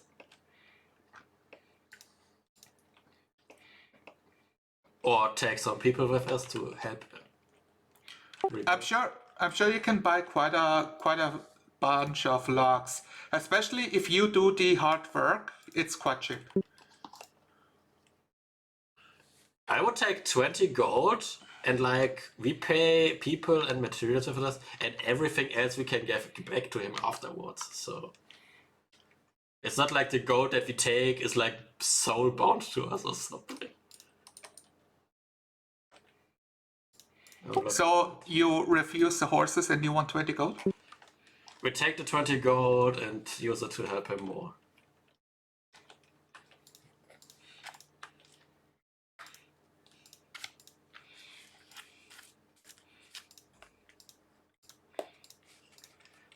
Do we need more? Do we need more mouths to feed?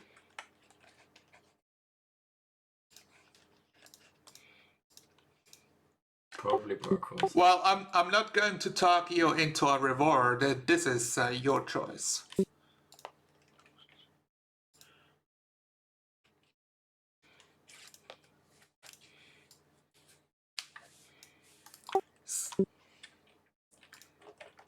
I mean, we could just borrow a horse in that case. So imagine in this age there is no big difference between horse breeds. Like they are at the level where they're riding horses, or like they are war horses. There's no such thing as this horse is for the farm and this horse is for riding and this horse is for. It doesn't have like 50 different interchangeable. Cellar is underestimating how quickly humans decided to diversify horses. No.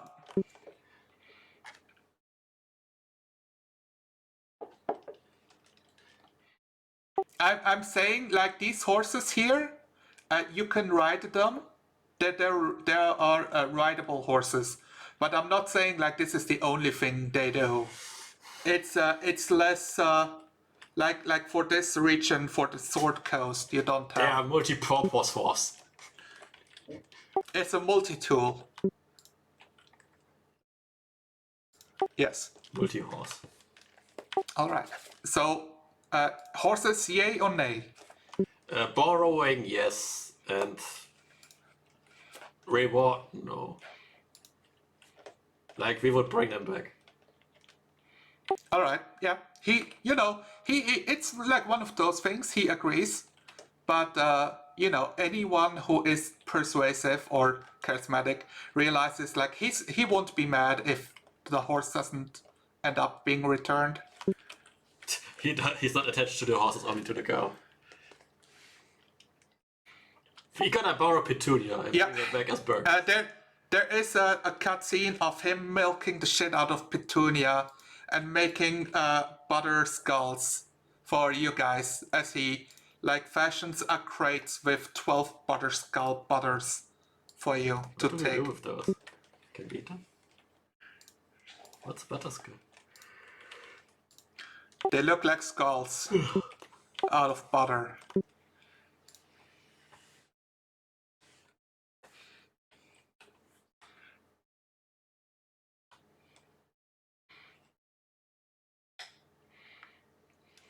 No, she's addicted. Yeah, using wax to seal the butter so it doesn't melt on the journeys and arrives in shape. He makes you the package. So one of you, I'm just going to say Sol because she takes the best notes. You have a crate of 12 butter skulls with you. Fantastic. Which can be used in whatever way you see fit.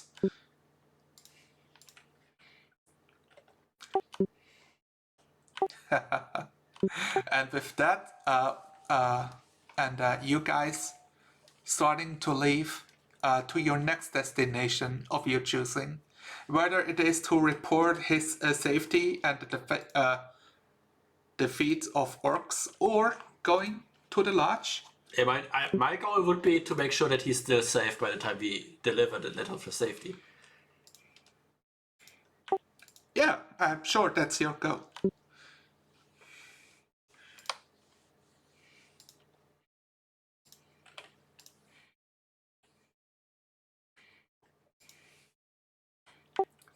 Fantastic. Great. And that's when the session ends for the day.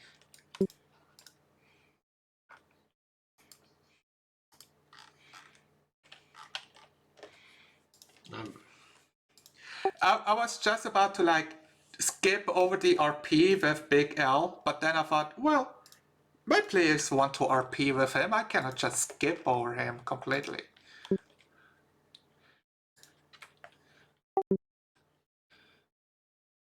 Yeah, it's like, yeah, let's wrap it up properly with the quest, because everybody will have forgotten everything. Yeah. Thank you for playing. Everything worked out, I think. I even had one viewer talking in chat for a while. Yeah. Yeah, somebody checked it out and was wondering what we are playing and said, I wish I could play. Then you invited him to the Discord server. Well, I'm busy. I was busy right now, so yeah. I could have. Maybe. You do that all the time and then you never play with those people. The last time I tried to set it up, I didn't have enough sign-ins. So yeah. And then I was busy anyways, and well, she offered to jump in, but I've let it slide. Yeah, you did. So, any last words to this quest that you want to mention, or want to stop the video here? I got nothing intelligent to say.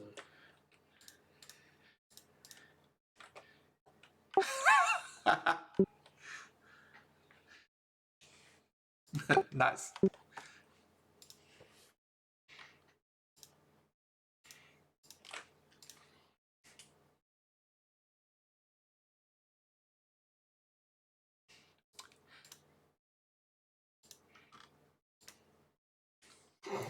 Nice.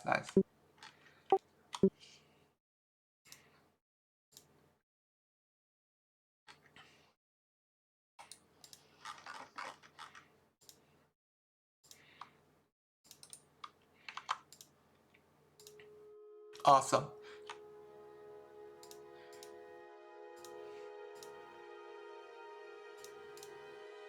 And with that, we will end tonight's session. So, goodbye, viewers.